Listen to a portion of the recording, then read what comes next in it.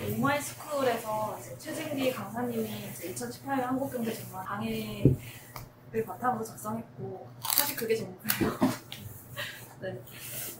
그럼 이건 언제 강의한 거예요? 이거 2017년 10월, 11월 정도? 아. 네. 그래서 그때 2017년 3분기 경제 성장률 나오고 그랬을 때 이분이 강의를 하신 걸로 알고 있습니다. 내용을 보면 그런 게 나와서 우선은 목차를 보면 크게 4개, 크게는 3개예요. 여기 4번은 거의 없는 내용이고 이제 경제 전망은 이데올로기가 아니다라는 주제에서는 이제 경제 연구소들이 경제 전망을 하는데 그게 어떤 의미가 있는지 그런 거를 좀 보는 차원에서 그리고 두 번째 파트에서는 이제 2018년에 최진기 선생님이 3% 성장을 예측하는데 그거에 대해서 어떻게 그 이유나 뭐 이런 거에 대해서 나오고요.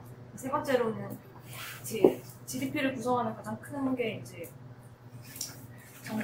소비랑 투자랑 정부 지출 그리고 순수출 이거잖아요. 그래서 그 각 분야별로 왜 그렇게 전망을 했는지에 대한 세부적인 데이터가 나와요. 그래서 큰 목차는 이렇게 구성이 되어 있고 그래서 우선은 첫 번째로 경제 전망은 이데올로기가 아니다라는 강의에서 평창 올림픽 효과에 대해서 각 연구소들이 한 효과를 보면은 뭐 산업연구원에서 20조의 경제적 효과가 유발된다. 뭐 현대경제연구소에서는 10년간 직간접 64조가 예상된다. 이렇게 되어 있는데 이제 그 현대경제연구소 내용을 보면은 경기장, 교통망, 숙박 등 지적 투자로 16조가 발생하고 외국인 관광객 39만이 근데 이렇게 해서 총 64조를 하는데 이게 사실 이 안에 뜯어놓고 보면 외국인 관광객 39만이 4조를 쓰려면 인당 1,000만 원 정도를 써야 되는 이 값이 나오는 건데 그래서 외국 가면 1,000만 원을 거의 쓰지 않는다. 이렇게 약간 과대 부풀려 있다라는 걸 보여주기 위해서 세부적으로 나눠서 본 거고요. 근데 삼성경제연구소 같은 경우는 이제 2010년에 밴쿠버 올림픽에 우리가 이제 참가했을 때 참가 효과를 20조로 봤어요. 그 이유를 보면 이제 삼성전자, 현대자동차, 한국기업 매출을 증대하는 게 14조다. 국가 홍보 효과가 1조다. 기업 이미지 제고가 8,400억 원이다. 국민의 사기 진작이 3조다.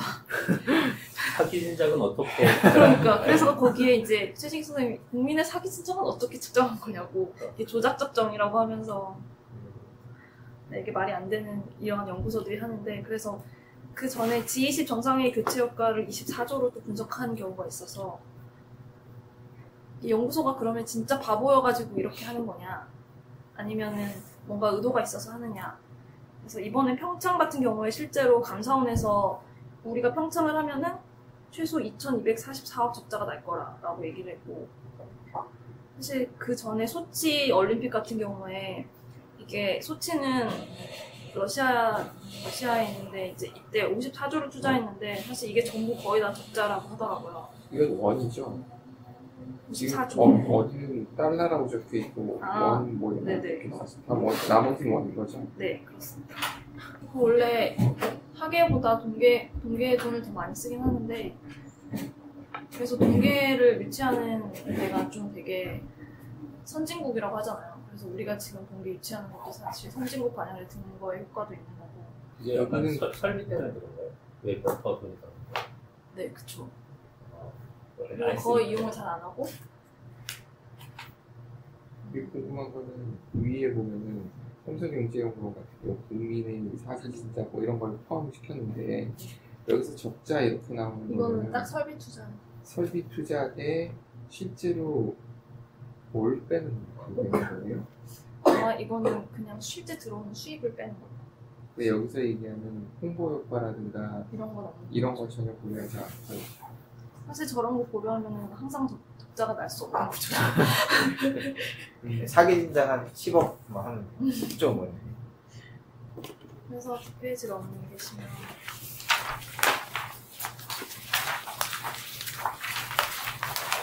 그래서 최진기 선생님 비판하는 게 경제연구소가 진짜로 그렇게 생각해서 만든 건지 궁금하다. 왜 그렇게 하는 걸까 하면은 그냥 생각해본 게 경제는 심리이기 때문에 심리 이런 효과를 이거 평창 올림픽 하면 이 정도 효과가 나타나. 그러면은 사람들이 이런 효과가 있으니까 소비를 진작해야겠다. 돈을 많이 써야겠다. 이렇게 생각할까 봐서 하는 그런 전제 때문에 하는 거다라고 자기는 생각하는데 사실 그거는 근거가 없어서 근거가 없는 긍정적 낙관론은 좋지 않다고 하면서 대부분의 그 구성의 모순이라는 얘기를 하는데 구성의 모순이 부분적으로는 합리적인데 전체를 보면 아니라는 뜻인데 그래서 예전에 뭐 1920년대 미국에서 공황일 때 소비를 줄이고 사람들이 저축을 하면은 개인의 입장에서는 소비를 줄이는 게 합리적이지만 결국 전체적으로 봤을 때는 그 유효 수요가 줄어가지고 경제가 발전하지 않고 망하게 된다. 그래서 이거를 예를 들면서 개인의 심리를 바꿔야지 소비가 진작돼서 경제가 좋아진다라고 얘기하지만 이거는 케인즈에 대한 잘못된 이해라는 거예요. 케인즈는 개인이 심리가 바뀌어서 그렇게 된 게 아니라 국가가 돈을 줬기 때문에 돈을 줘서 그러니까 유효 수요를 할 만한 돈을 줘서 돈을 줄 거라는 신뢰가 있었기 때문에 심리가 바뀌고 그로 인해서 경제가 좋아진 거라고 하는데 돈을 줘요? 그게 뭐 댐을 건설하고 이런 사업들을 하면서 사람들이 이제 돈을 벌 수 있는 기회를 준 거죠. 그걸 오해한 거다. 사실은 심리를 통해서 소비가 진작된 게 아니라 국가가 그렇게 해준다는 신뢰가 바탕이 된 거다. 그래서 정치인들이 경제가 좋아질 거라고 낙관하면서 소비를 늘리라고 하지만 그거는 빚을 내서 집을 사라고 하는 거라서 다 망한다. 그래서 케인즈에 대한 왜곡이다. 헛된 희망을 줘서는 안 된다라고 비판을 하시더라고요. 근데 평창 돈을 줄 수 있는 그런 행사는 아니네. 평창이요? 네. 적자라고 하잖아요. 그러니까 네. 근데 모르겠어요. 그 평창 그 개막식에 이런 뭐 5G나 4차 산업혁명 기술 같은 것이 구입돼서 그런 게 어느 정도 홍보 효과가 있거나 이번에 무슨 드론을 엄청 띄워가지고 네네. 오륜기를 오륜기를 그렇게 했다는데 이제 기술 자랑 뭐 이렇게 홍보 뭐 이런 거 좀 많이 하는 거. 그 어느 정도 홍보 효과가 있긴 있었던 것 같아요. 되게 다른 나라에서 되게 막 칭찬하면서 막 외국인들 반응 보니까 유튜브에 뜬 거 보니까 엄청 놀랍다고 막 하는 걸 봤어요. 이 최진기 이분은 지금 집 사는 이쪽 얘기를 하고 있잖아요. 여기에 이 말을 한 이유가 뭐예요? 이게 좀 뒤에 부동산이랑 연결이 되는 건데, 그러니까 우리나라의 그 보수주의 신문 대부분의 경우에 이제 건설 경기 침체를 되게 악화를 우려해가지고 항상 그런 식의 경제가 좋아지고 있음에도 건설 경기는 나빠지고 있다. 그러니까 약간 그 뒤에 나오는데 뒤에 같이 연결해서 설명해줄게. 네.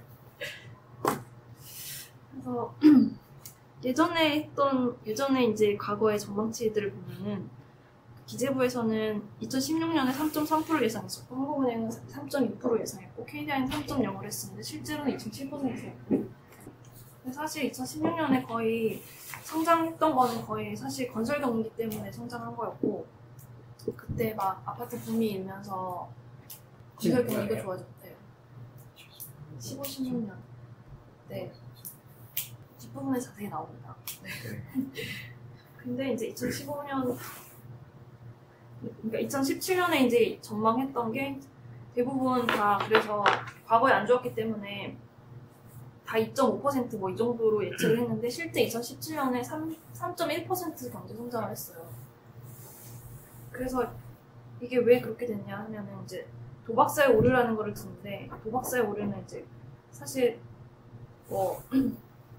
각각 그 게임을 할 때 다 독립사건이라서 과거에 그게 미래에 영향을 미치지 않음에도 불구하고 대부분 과거에 뭐 짝짝짝 나오다가 그 다음은 홀이 나올 거다 약간 그런 식의 과거의 추세를 미래에 반영을 하잖아요 도박사들의 오류가.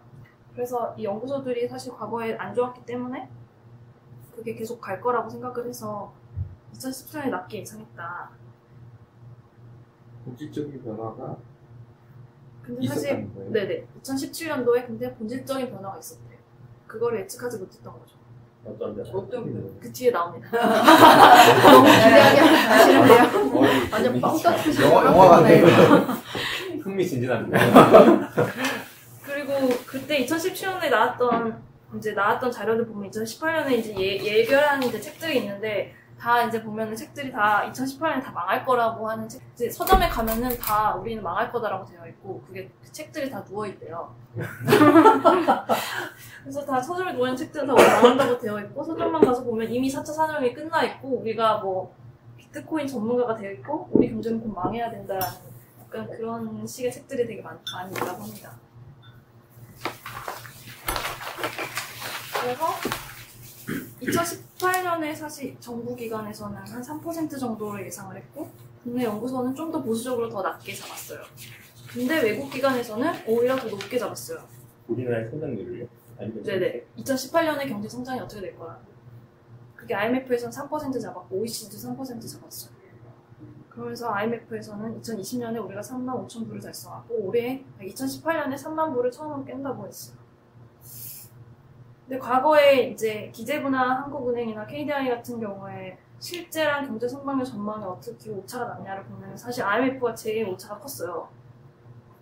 근데 최진기 선생님은 이게 자기가 생각했을 때 올해는 진짜 3% 이상 성장할 것이다 라고 봤거든요. 근데 그 변화가 사실 2017년 3분기부터 시작됐어요.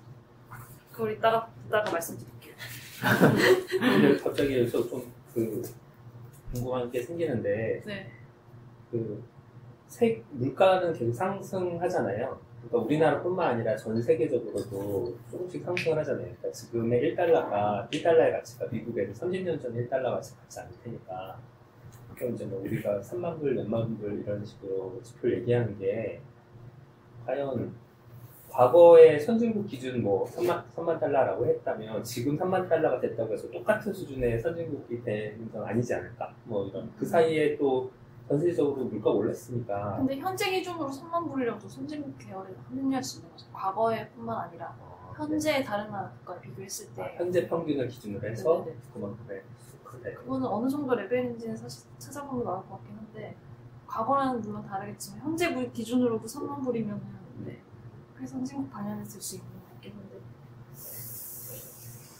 그래서 이게 사실 이게 보면 미래한국이라는 이제 그걸 깐 건데 이게 위키피디아에 보면 미래한국이 뭐 조중동 따위는 저리 가야 할 수준의 극단적인 극우 성향의 그런 잡지라고 하는데 그래서 3% 성장은 말이 안 된다. 국민을 기만하는 거다. 건설 경기를 보면은 그러니까 올해 문재인 정부 들어서 SOC 예산이 많이 축소되고 이러면서 건설 경기가 안 좋다. 그러니까 3% 성장 말도 안 된다.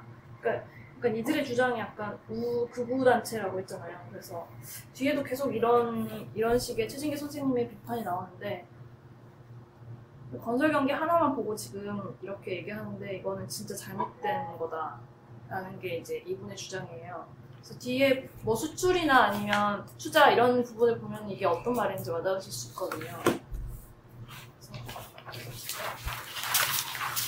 그래서 이제 그 뒤에 성장을 이제 2018년 성장을 들어가기 전에 이제 대전제로서 우리나라 경제와 세계 경제가 어떻게 동조화되고 있는지를 보여주는 그래프인데 그 첫 번째 보면 세계 경제 성장률이 이렇게 되고 한국 경제 성장률이 이렇게 되는데 지금 현재 그 두 개를 합쳐보면은 우리나라랑 세계 경제가 2002년부터 어느 정도 커플링이 되고 있다. 동조화되고 있다라는 주장인데 이게 IMF 금융위기 이후에 1997년, 8년 이때 위기 이후에 한국 경제 주권이 상실되면서 이후 몇 년이 지나서 세계 경제에 편입되었다. 그래서 세계 경제가 좋아지니까 우리 경제도 좋아진다. 이게 대전제거든요. 그동안 이제 세계 경제가 중국의 성장이나 미국 정부의 지출에 의해서 성장했는데 작년에 중국 성장률이 둔화되고 미국 정부 지출이 줄어들었음에도 세계 경제가 더 좋아졌는데 그게 민간 소비랑 기업 투자가 살아났다고 하거든요. 그래서 2018년도에 3% 이상 성장이 가능할 거다라는 게 이제 뒷단에 왜는 안 나오는 거죠? 왜 소비가 많아지고 소비 심리가 좋아지고 세계 경제 전망에 나와요. 아. 근데 여기 안에는 없어요. 세계 경제 전망까지는 없어요. 그래서 근데 세계 경제 요약이 그거예요. 네. 세계 경제가 작년부터 이제 민간 소비랑 기업 투자가 살아나서 세계 경제가 좋아지고 있고 때문에 우리도 거기에 동조화돼서 커플링되는 경향이 있기 때문에 우리도 좋아질 수밖에 없다. 이유는 없고 이유는 있는데 세계 경제 전망이라는 강의가 또 있어요.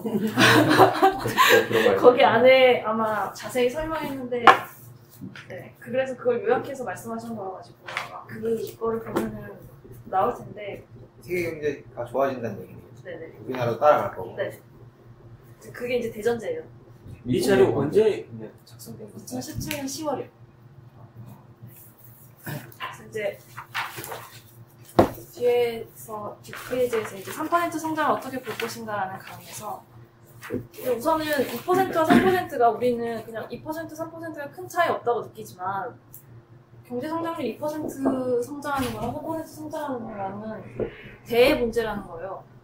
이거는 많이 들어보셨을 것 같은데 뭐 복리효과 막 얘기하면서 그 이자가 6%였을 때 내가 투자한 돈이 더블이 되려면 몇 년이 걸리나 12년이 걸리는 거고 이자가 2%였을 때는 36년이 걸리고 3%면 24년이 걸리는데 만약에 성장률이 2%였을 때는 36년 이후에 경제가 2배 성장하는 거고요. 3%씩 매년 성장한다 치면 24년 후에 경제가 2배 성장하는 거예요. 그래서 이게 24년은 1대 안에서 되는 고도 성장하는 거지만 2%가 되면은 대를 넘어가서 성장을 하게 된다는 거예요. 자기 대에 성장할 수 있는 게 3%. 그래서 2%와 3%는 그런 차이가 있다고 보고. 근데 이게 지속적인 건 아니잖아요. 그렇죠. 네. 그냥 의미? 아, 네. 그 정도의 네. 작은 그 정도의 차이인데 작은 차이인데. 공유로 가면 갭이 커진다 이거는. 그래서 우리나라 사실 평균 성장률을 보면은 선진국 중에 되게 빠르대요.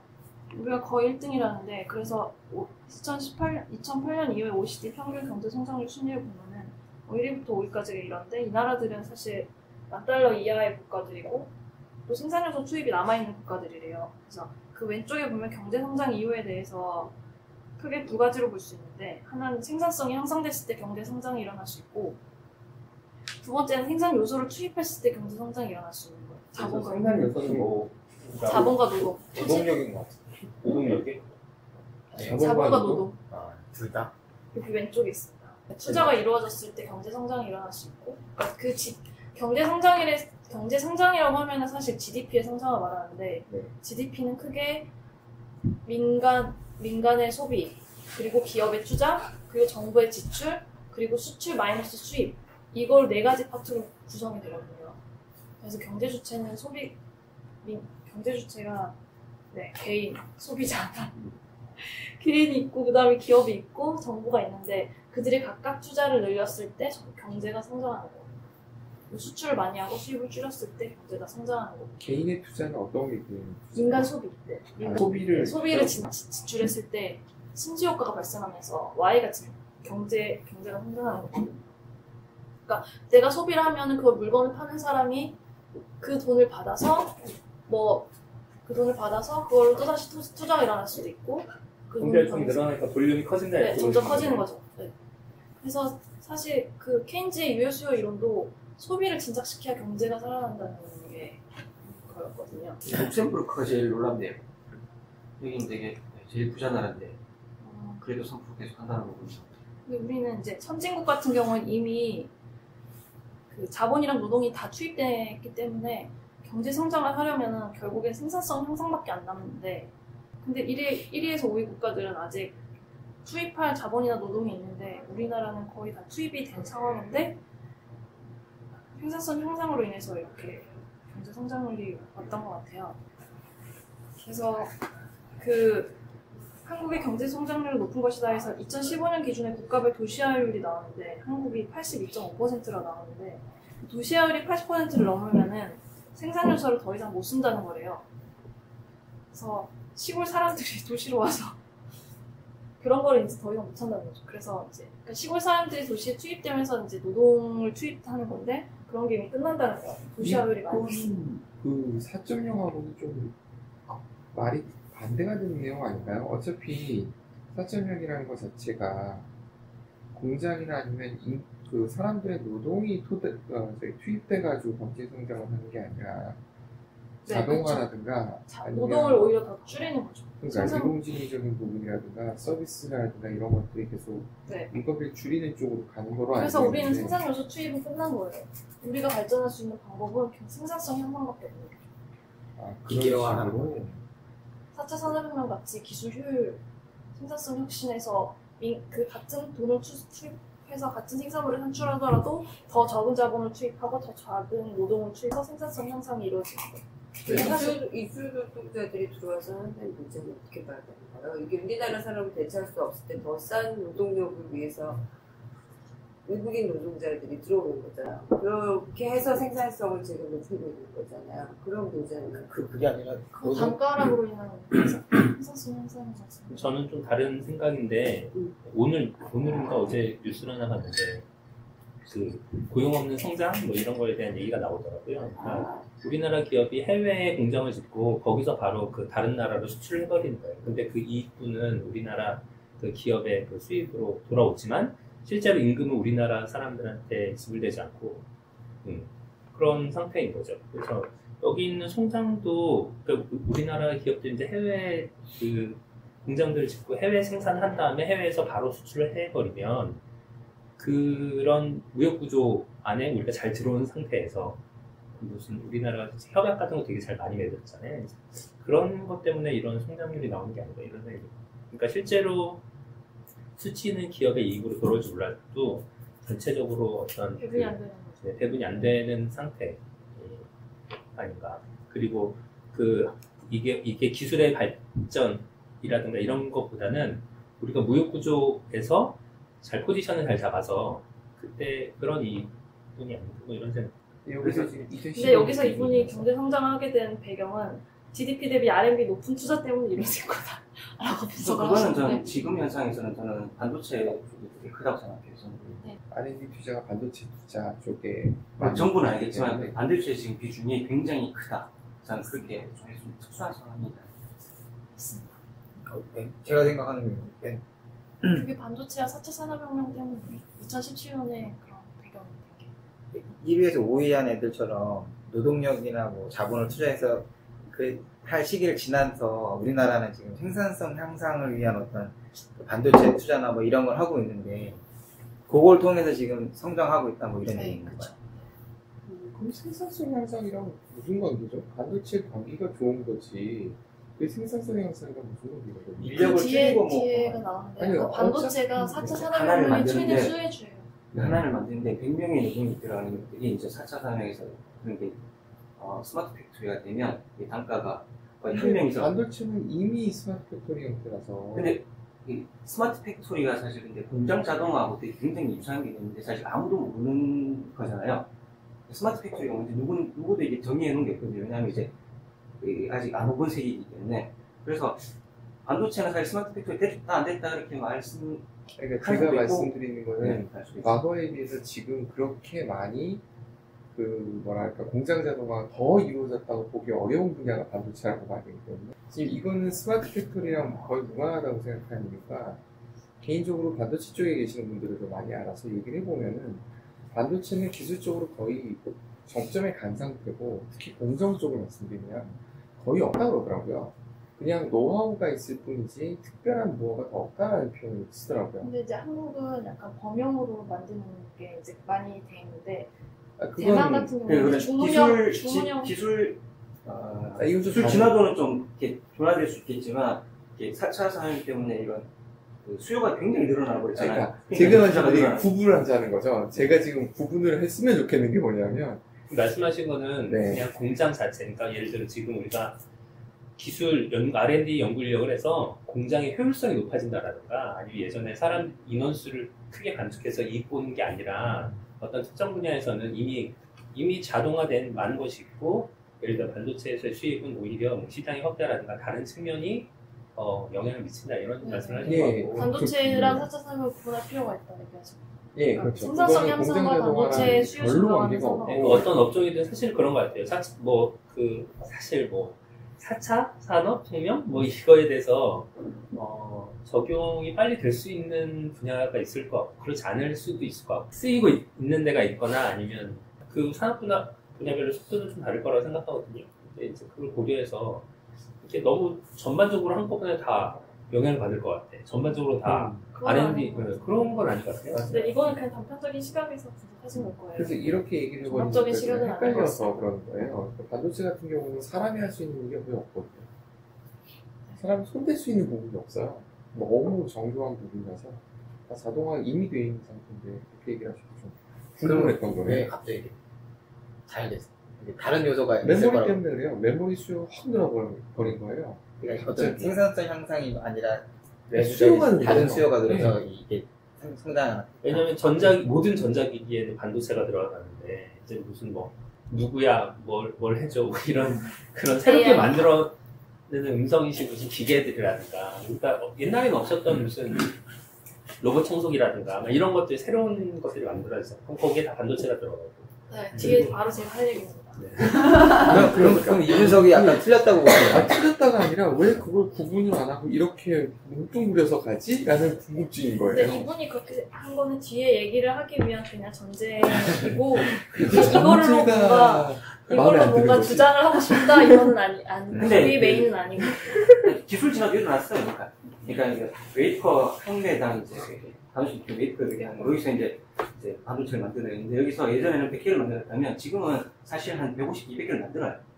그런 기술 진화는 이루어졌어요. 근데 그게 속도를 보게 되면 지금의 성장률하고 비교했을 때 너무 미미하다는 거죠. 제 얘기는. 그게 예를 들어 10% 성장이라고 친다면 시장 자체가 커진 게 90이다 그렇죠, 라고 그렇죠. 말씀을 그건 드린 거예요. 동의합니다. 예, 예. 그 얘기 드린 거예요. 전혀 없어. 너무 단편적으로 분석했다. 네, 그러면 그걸 말씀드리는 거예요. 그런 퍼센트가 있을 단편적인 텐데. 사실 이런 자료들이 다 그럴 수밖에 없지 않죠. 어, 제가 발표해도 그랬지만. 논문이 아니기 때문에. 네. 이걸 논문이더라도 이 딴지를 걸 수 없는 단점이 있어요. 논문에 딴지를 걸지 없지 않습니까? 그래서 한번 여쭤봤습니다. 네.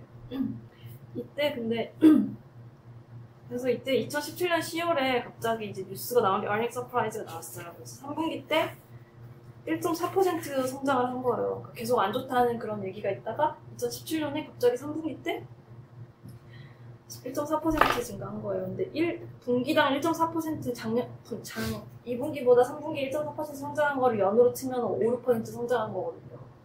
그래서 이게 갑자기 이렇게 돼서 되게 그때 놀랬다고 하더라고요. 이거 저는 그랬을지 몰랐지만. 이때가 2017년 3분기, 4분기 같은 경우는 촛불 집회 한참 할 때 그때잖아요. 네.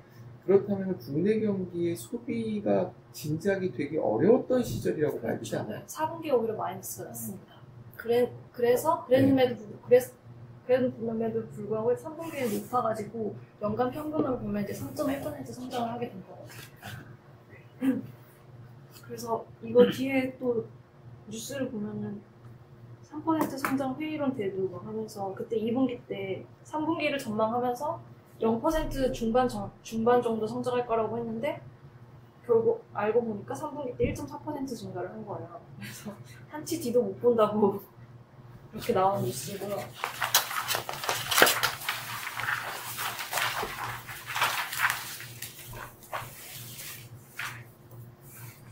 그래서 이때 조선비즈에서 나왔던 뉴스인데 읽어보면 그때 그러니까 10월에 이제 3분기 성장 그 결과가 나왔는데 9월에 소비 부진, 건설 경기 하락, 사드, 북핵이라는 4대 위협으로 정부 목표 올해 성장률 3% 달성하기 어려울 것이라고 조선비즈가 예측을 했었고, 근데 10월에는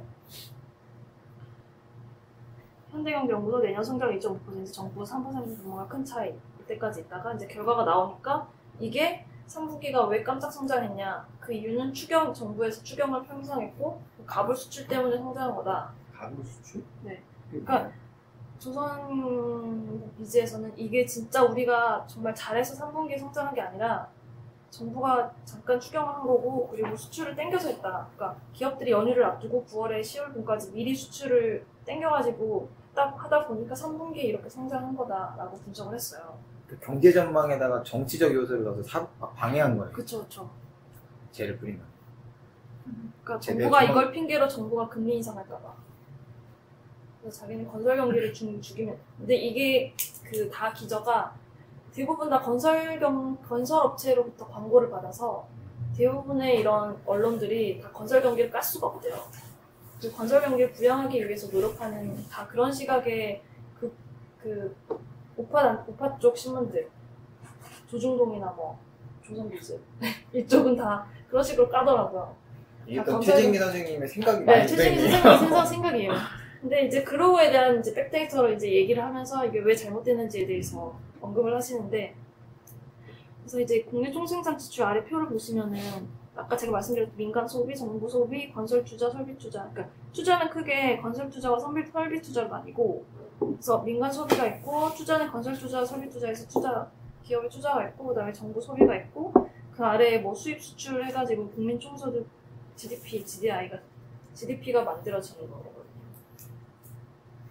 그래서 3분기랑 4분기 보면은 근데 이들이 얘기하는 이유가 이걸 보면은 정부 소비가 갑자기 1.1에서 2.4% 증가했다. 이걸 보고 이제 추경 때문에 성장한 거다라고 얘기를 한 거고 수출 같은 경우에도 마이너스 2.9였는데 6.1% 성장해서 이걸 보고 갑을 수출한 거라고 얘기를 한 거죠. 그러니까 이것만 보면은 얘네가 틀렸다고 생각할 수 없죠.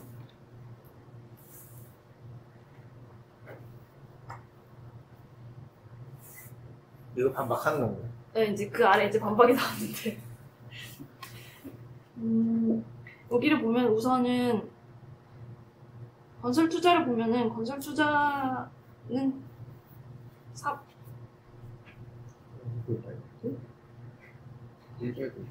건설 투자.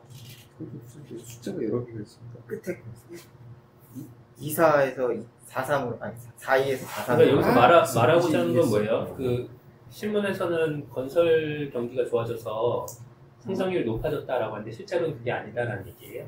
그러니까 건설 경기는 나빠졌는데, 그러니까 좋아진 게 네. 진짜 좋아져서 우리가 좋아진 게 아니라 건설 경기가 안 좋기 때문에 얘는 안 좋다고 생각하는 거예요. 나중에 안 이거는- 좋아질 것이다. 그러니까 좋은 성장이 아니다. 이게 건설업자들이 겁주는 것 같아요. 네네.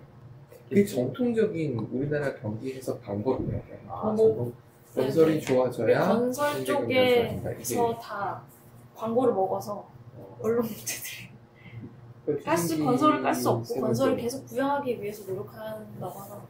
그게 수치만- 약간 기본 전제라고 보시면 돼요. 네. 수치만 보면 그 말이 맞는데 그걸 네, 이제 반박을 어떻게 네, 하느냐가 이제 그거네요. 최진기 선생님의 의견이시죠. 네네. 여기 보면은 이제 수입이 증가했어요. 근데 2.9에서 마이너스 2.9에서 6.1% 증가했는데 3분기에 보면은 수입도 같이 증가했어요. 수출뿐만 아니라 수입도 같이 증가했어요. 네. 근데 사실 이게 불황형 흑자라는 거는 수출을 늘리지만 수입을 줄였을 때 불황형 흑자라고 하는 거예요. 근데 수입까지 같이 늘렸다는 거는 불황형 흑자가 아닌 거죠. 앞으로 더 좋은 전망을 예측하기 때문에 수입도 늘린 거예요. 그러니까 앞으로 내가 설비 투자를 할 거야. 그러니까 외국에서 더 이런 원재료를 사오는 거예요. 그래서 수출만 보면은 우리가 갑을 수출해서 땡겨서 파는 거라고 생각할 수 있지만 수입도 같이 늘었다는 거는 미래에 대해서 우리가 좋아질 거라는 것 때문에 우리가 한 거지 갑을로 땡긴 게 아니다. 이분은 이렇게 했거든요. 그래서 근데 그 뒤에 더 다양한 백데이터가 나와요. 그래서 이거 미시적 시각으로 이렇게 기사를 쓰는 거는 실력이 없거나 이데올로기라고 이분이 주장하시는 거예요. 정부 지출 부분은 어떻게 봐? 정부 지출은 근데 거의 항상 변함이 없다. 그러니까 그런 거는 큰 영향을 큰 미치지 영향을 않다. 미치지 않는다. 네, 이게 평균치다라는 말인가요? 다른 나라에서는 이걸 어떻게 보는지 혹시 아세요? 다른 나라에서는 그 건설 투자나 이런 부분을 크게 보는지 우리나라가 크게 보는 건지. 이따 투자 파트에서 다시 말씀드릴게요. 근데 여기 이 표에를 보면은 사실 궁금해서. 여기 이 설비 투자가 2분기에는 5.2% 성장했는데 3분기에는 0.5% 성장했거든요. 근데 사실 2분기에 5.2%를 성장했고 3분기에 그걸 더 유지하면서 더 증가했다는 거는 설비 투자가 증가했다는 거여서 설비 투자를 증가했다는 거는 설비를 투자했다는 거는 단편적인 투자가 아니라 미래에 계속 일어날 것이라고 보고 미리 투자하는 경제가 좋아질 것이라는 생각하에 투자하는 거기 때문에 건설 투자보다는 설비 투자가 증가하는 게 질적 성장이 더 높다라고 판단을 하시는 거예요. 네. 그 금리 인상하면 안 되니까 이 표현은 금리가 인상되면 사람들이 집을 못 사니까 그게 네네. 된 거죠. 네. 정부가 금리 인상 안 시키게 하려고. 그래서 이제 파트별로 세부적으로 데이터들이 나오는데 우선 수출 파트에서 보면 이제 그러니까 아까 말씀드렸듯이 GDP의 가장 큰 요소가 마지막에 이제 순수출, 그러니까 수출을 더 많이 하면은 경제가 성장하는 거죠. 근데 그동안 한국 경제의 문제점이 수출 중심이고 수출 중심이라고 얘기하는데 그래서 수출 의존도를 낮춰야 된다라고 많이 하지만 갑자기 낮추면 좋지 않고 우리는 수출로 성장해온 게 부정하기 어렵다. 그러면서 다른 나라들이랑 이제 의존도를 비교해 보면은 독일도 38%의 48%의 수출 의존도를 보이고 있어서 일본은 내수가 큰 나라이기 때문에 일본과랑 비교할 건 아니고 독일이랑 비교해도 그 수출 의존도를 낮출 필요는 없다라고 이분은 얘기하시더라고요. 진짜? 미국은 수출이 되게 많아. 얘네는 거의 얘네 뭐 돈 찍어낸다는데. 없으면 찍어내면 되지. 이거는 굉장히 작아. 그럼 뭘까요? 나머지는 미국은. 미국은 내수. 적자 엄청 보면서 돈 찍어내는 거 아닌가요? 내수 소비? 소비로 그거를 메꾸는 거예요? 네, 내수가 큰 나라예요. 이게 팩터가 똑같아요, 전 세계? 이 GDP에 대해 국민 총생산에 대한 네네. 지출, 이거는 전 세계 동일해요? 똑같죠. 네, GDI도 똑같고. 그럼 걔네는 건설 투자 부분이 들어가 있다는 거네요, 쉽게 얘기해서. 네, 그거는 그냥 경제 이론이어서 뭐 나라별로 다른 거를 적용하거나 이럴 수는 없고 만 달러 뭐 하는 것도 다 그게 다 포함된 그 금액이거든요. 그러니까 미국은 이제 그러니까 개별 소비, 민간 소비가 큰 거죠. 그러니까 외국에 파는 것보다 국내 자국에 파는 게 더 많은 거죠. 미국도 있으면 거의 되게 대부분 좋을 것 수입해가지고 민간 소비. 네, 미국도 이런 수치가 있으면 아, 되게 재밌었을 것 같아요. 그 아마 세계경제 전망에 있지 않을까요?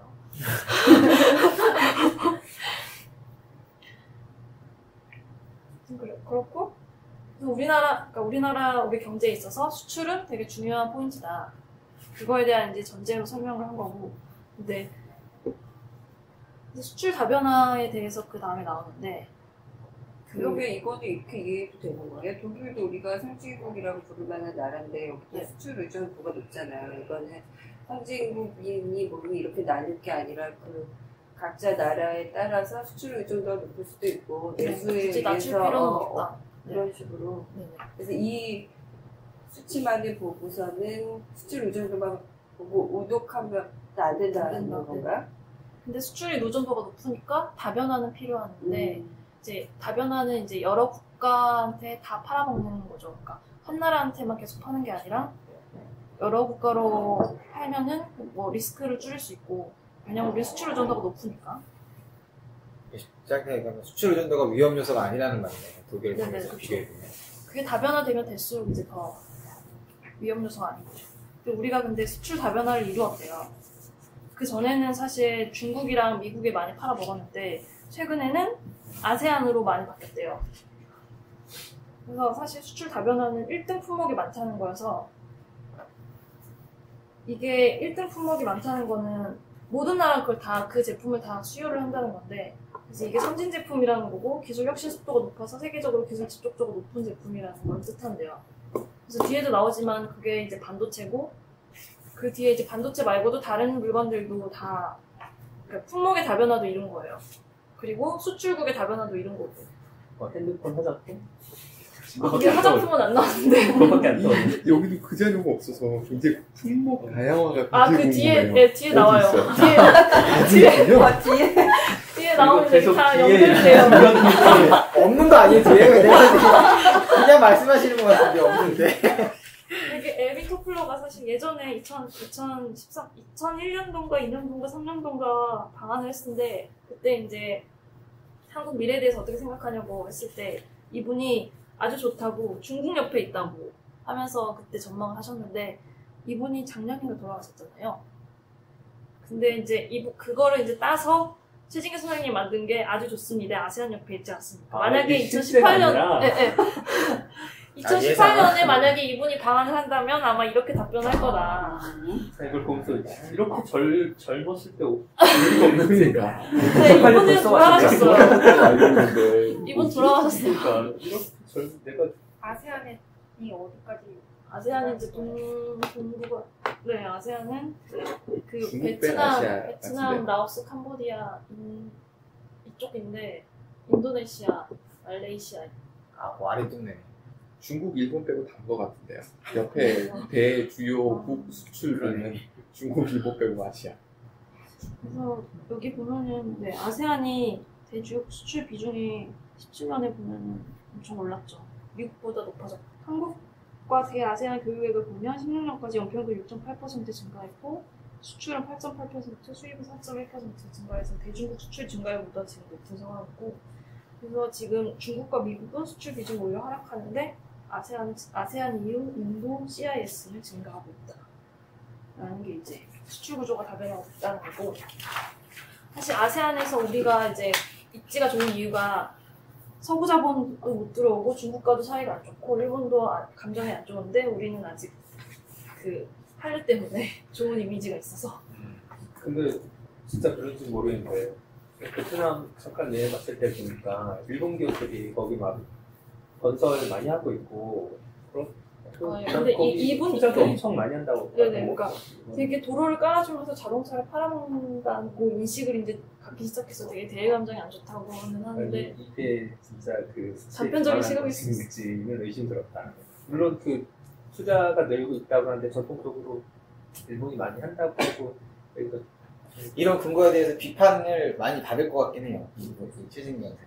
왜냐면 제가 봤을 때는 이게 약간 정치적인 거를 자꾸 이제 방해받는 거를 반박하기 위해서 약간 자료를 모은 느낌이거든요, 저는. 그 최진기 쌤이 진보인가요? 예, 진보에 가까워. TV조선에서 나왔어요. 네 진보예요 진보. TV조선 프로그램에 잘 나오는데 저는 얘는 진보 이렇게 정의할 수 있는. 약간 뒤에 최저임금제를 옹호하시면서 정부 지출을 강조하시면서 얘기하셨을 때 제가 받은 느낌은 약간 그랬던 것 같아요. 뒤에 얘기가 나오는데 느낌이 보수 세력의 어떤 경제 공격에 대해서 약간 반박하는 자료들을 모아놓은 것 같아요. 네. 그래서 막 보수 언론에 대해서 되게 비판하고 이런 시각으로 군대를 바라보면 안 된다. 그럼 이렇게 한 측면을 보는 것도 괜찮은 것 같아요. 네.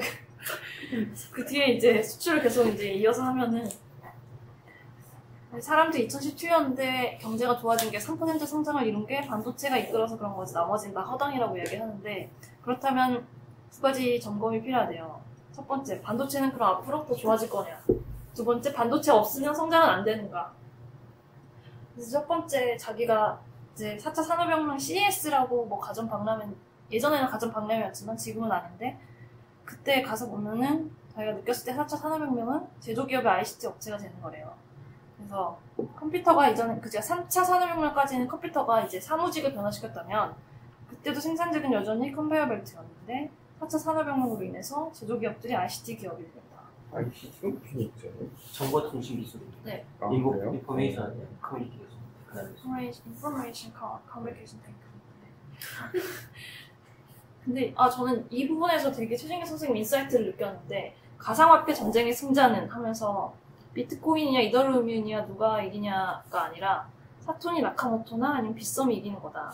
그러니까 리스크 이씨 먹는 200원보다 리스크 없이 먹는 100원이 더 좋다. 그러면서 이제 반도체 얘기가 나와요. 반도체가 진짜 이 가상화폐의 수혜주다. 왜냐면 가상화폐를 만들려면 채굴이 필요한데 이제 그게 컴퓨터고 근데 그때 들어가는 반도체는 이제 주문용 반도체여서 삼성보다 대만이 많이 하고 있대요. 그래서 대만이 제일 수혜자고 리스크 없이 먹어서 가상화폐의 진정한 승자는 반도체다. 그래서 저는 이때 엄청 되게 소름 돋았거든요. 그러니까 우리가 그동안 계속 가상화폐 얘기했는데 결국 승자는 반도체였다. 그리고 그 옆에 이제 아까 얘기하셨던 무인자동차나 VR이랑 드론 로봇들이 나오는데 이것도 다 반도체로 만드는 거고. 그래서 그 전까지 사실 반도체가 앞으로 더 좋아질 거냐고 했을 때 사람들이 다 아니라고 얘기했잖아요. 그 이유가 반도체는 모바일에 많이 들어가는 거고 PC에 많이 들어가는 건데 이제 모바일과 PC의 수요는 어느 정도 성숙기에 왔기 때문에 더 이상 늘어나지 않는다. 그래서 앞으로 반도체는 꼭 부러질 거라고 얘기하지만 자기가 봤을 땐 이건 진짜 아니래요. 이제는 모바일 수요가 줄어도 상관없다는 거예요. 왜냐면 다른 4차 산업혁명으로 인해서 자동차나 무인차, VR, 드론의 로봇에 대한 수요가 증가할 거고 거기에 이제 반도체가 다 쓰일 거라는 거예요. 삼성 주식 사야겠네. 계속 뒤에 삼성도 나와요. 하이닉스가 사야 되네. 반도체. 와, 좋겠다. 그래서 자기가 생각했을 때 이제 4차 산업혁명 가장 중요한 부품은 반도체고 1번 질문. 그래서 반도체가 꼬꾸라진다? 아니다. 이미 바뀌었다. 그러니까 IoT라고 하면 IoT가 사물 인터넷인데 그것도 사실 냉장고, 쉽게 얘기하면 냉장고에 반도체를 붙이는 거예요. 그러니까 모든 사물에 반도체를 붙이는 게 IoT라고 이분은 얘기하시더라고요. 근데 여기 메모리 반도체 시장 전망을 보면 이게 세계 반도체 무역 통계국에서 2015년에 한 건데 디램 시장은 증감이 떨어지고 랜드 시장은 점점 증가하는 걸로 나오는데 어쨌든 이게 보면 증감이 이렇게 높지 않아서 당시에는 되게 반도체 시장 전망이 별로라고 봤는데 하지만 실제로 전 세계 반도체 시장 기준부를 보면은 2016년 2분기 대비 2017년 2분기에 23% 성장을 했어요. 그러니까 1년 사이에 23% 성장을 한 거죠. 저는 이제 알파고가 가장 큰 기여를 했다고 생각하거든요. 네. 알파고가 나오면서 사람들이 이제 국내 아니면 전 세계적으로 전 네. 세계적으로. 알파고가 이제 인간을 넘어서는 걸 보여서 IoT 같은 요소보다 IoT가 이제 갑자기 확 뜨게 된 계획. 되게 그런 세상 그래서 1번에 대한 답변은 그래서 반도체는 앞으로는 더 좋아질 거다는 거고 그 뒤에 뭐 이러한 현상이 정말 그러면 단계일까 중단계일까 라고 이제 얘기를 하면서 자기는 4차 산업혁명 반대말은 뉴노멀인 것 같아요. 그 금융위기 이후에 10년간 계속 침체되어 있어서 계속 침체하다 보니까 그게 이제 계속 침체하는 게 업노멀이라고 사람들이 생각해요.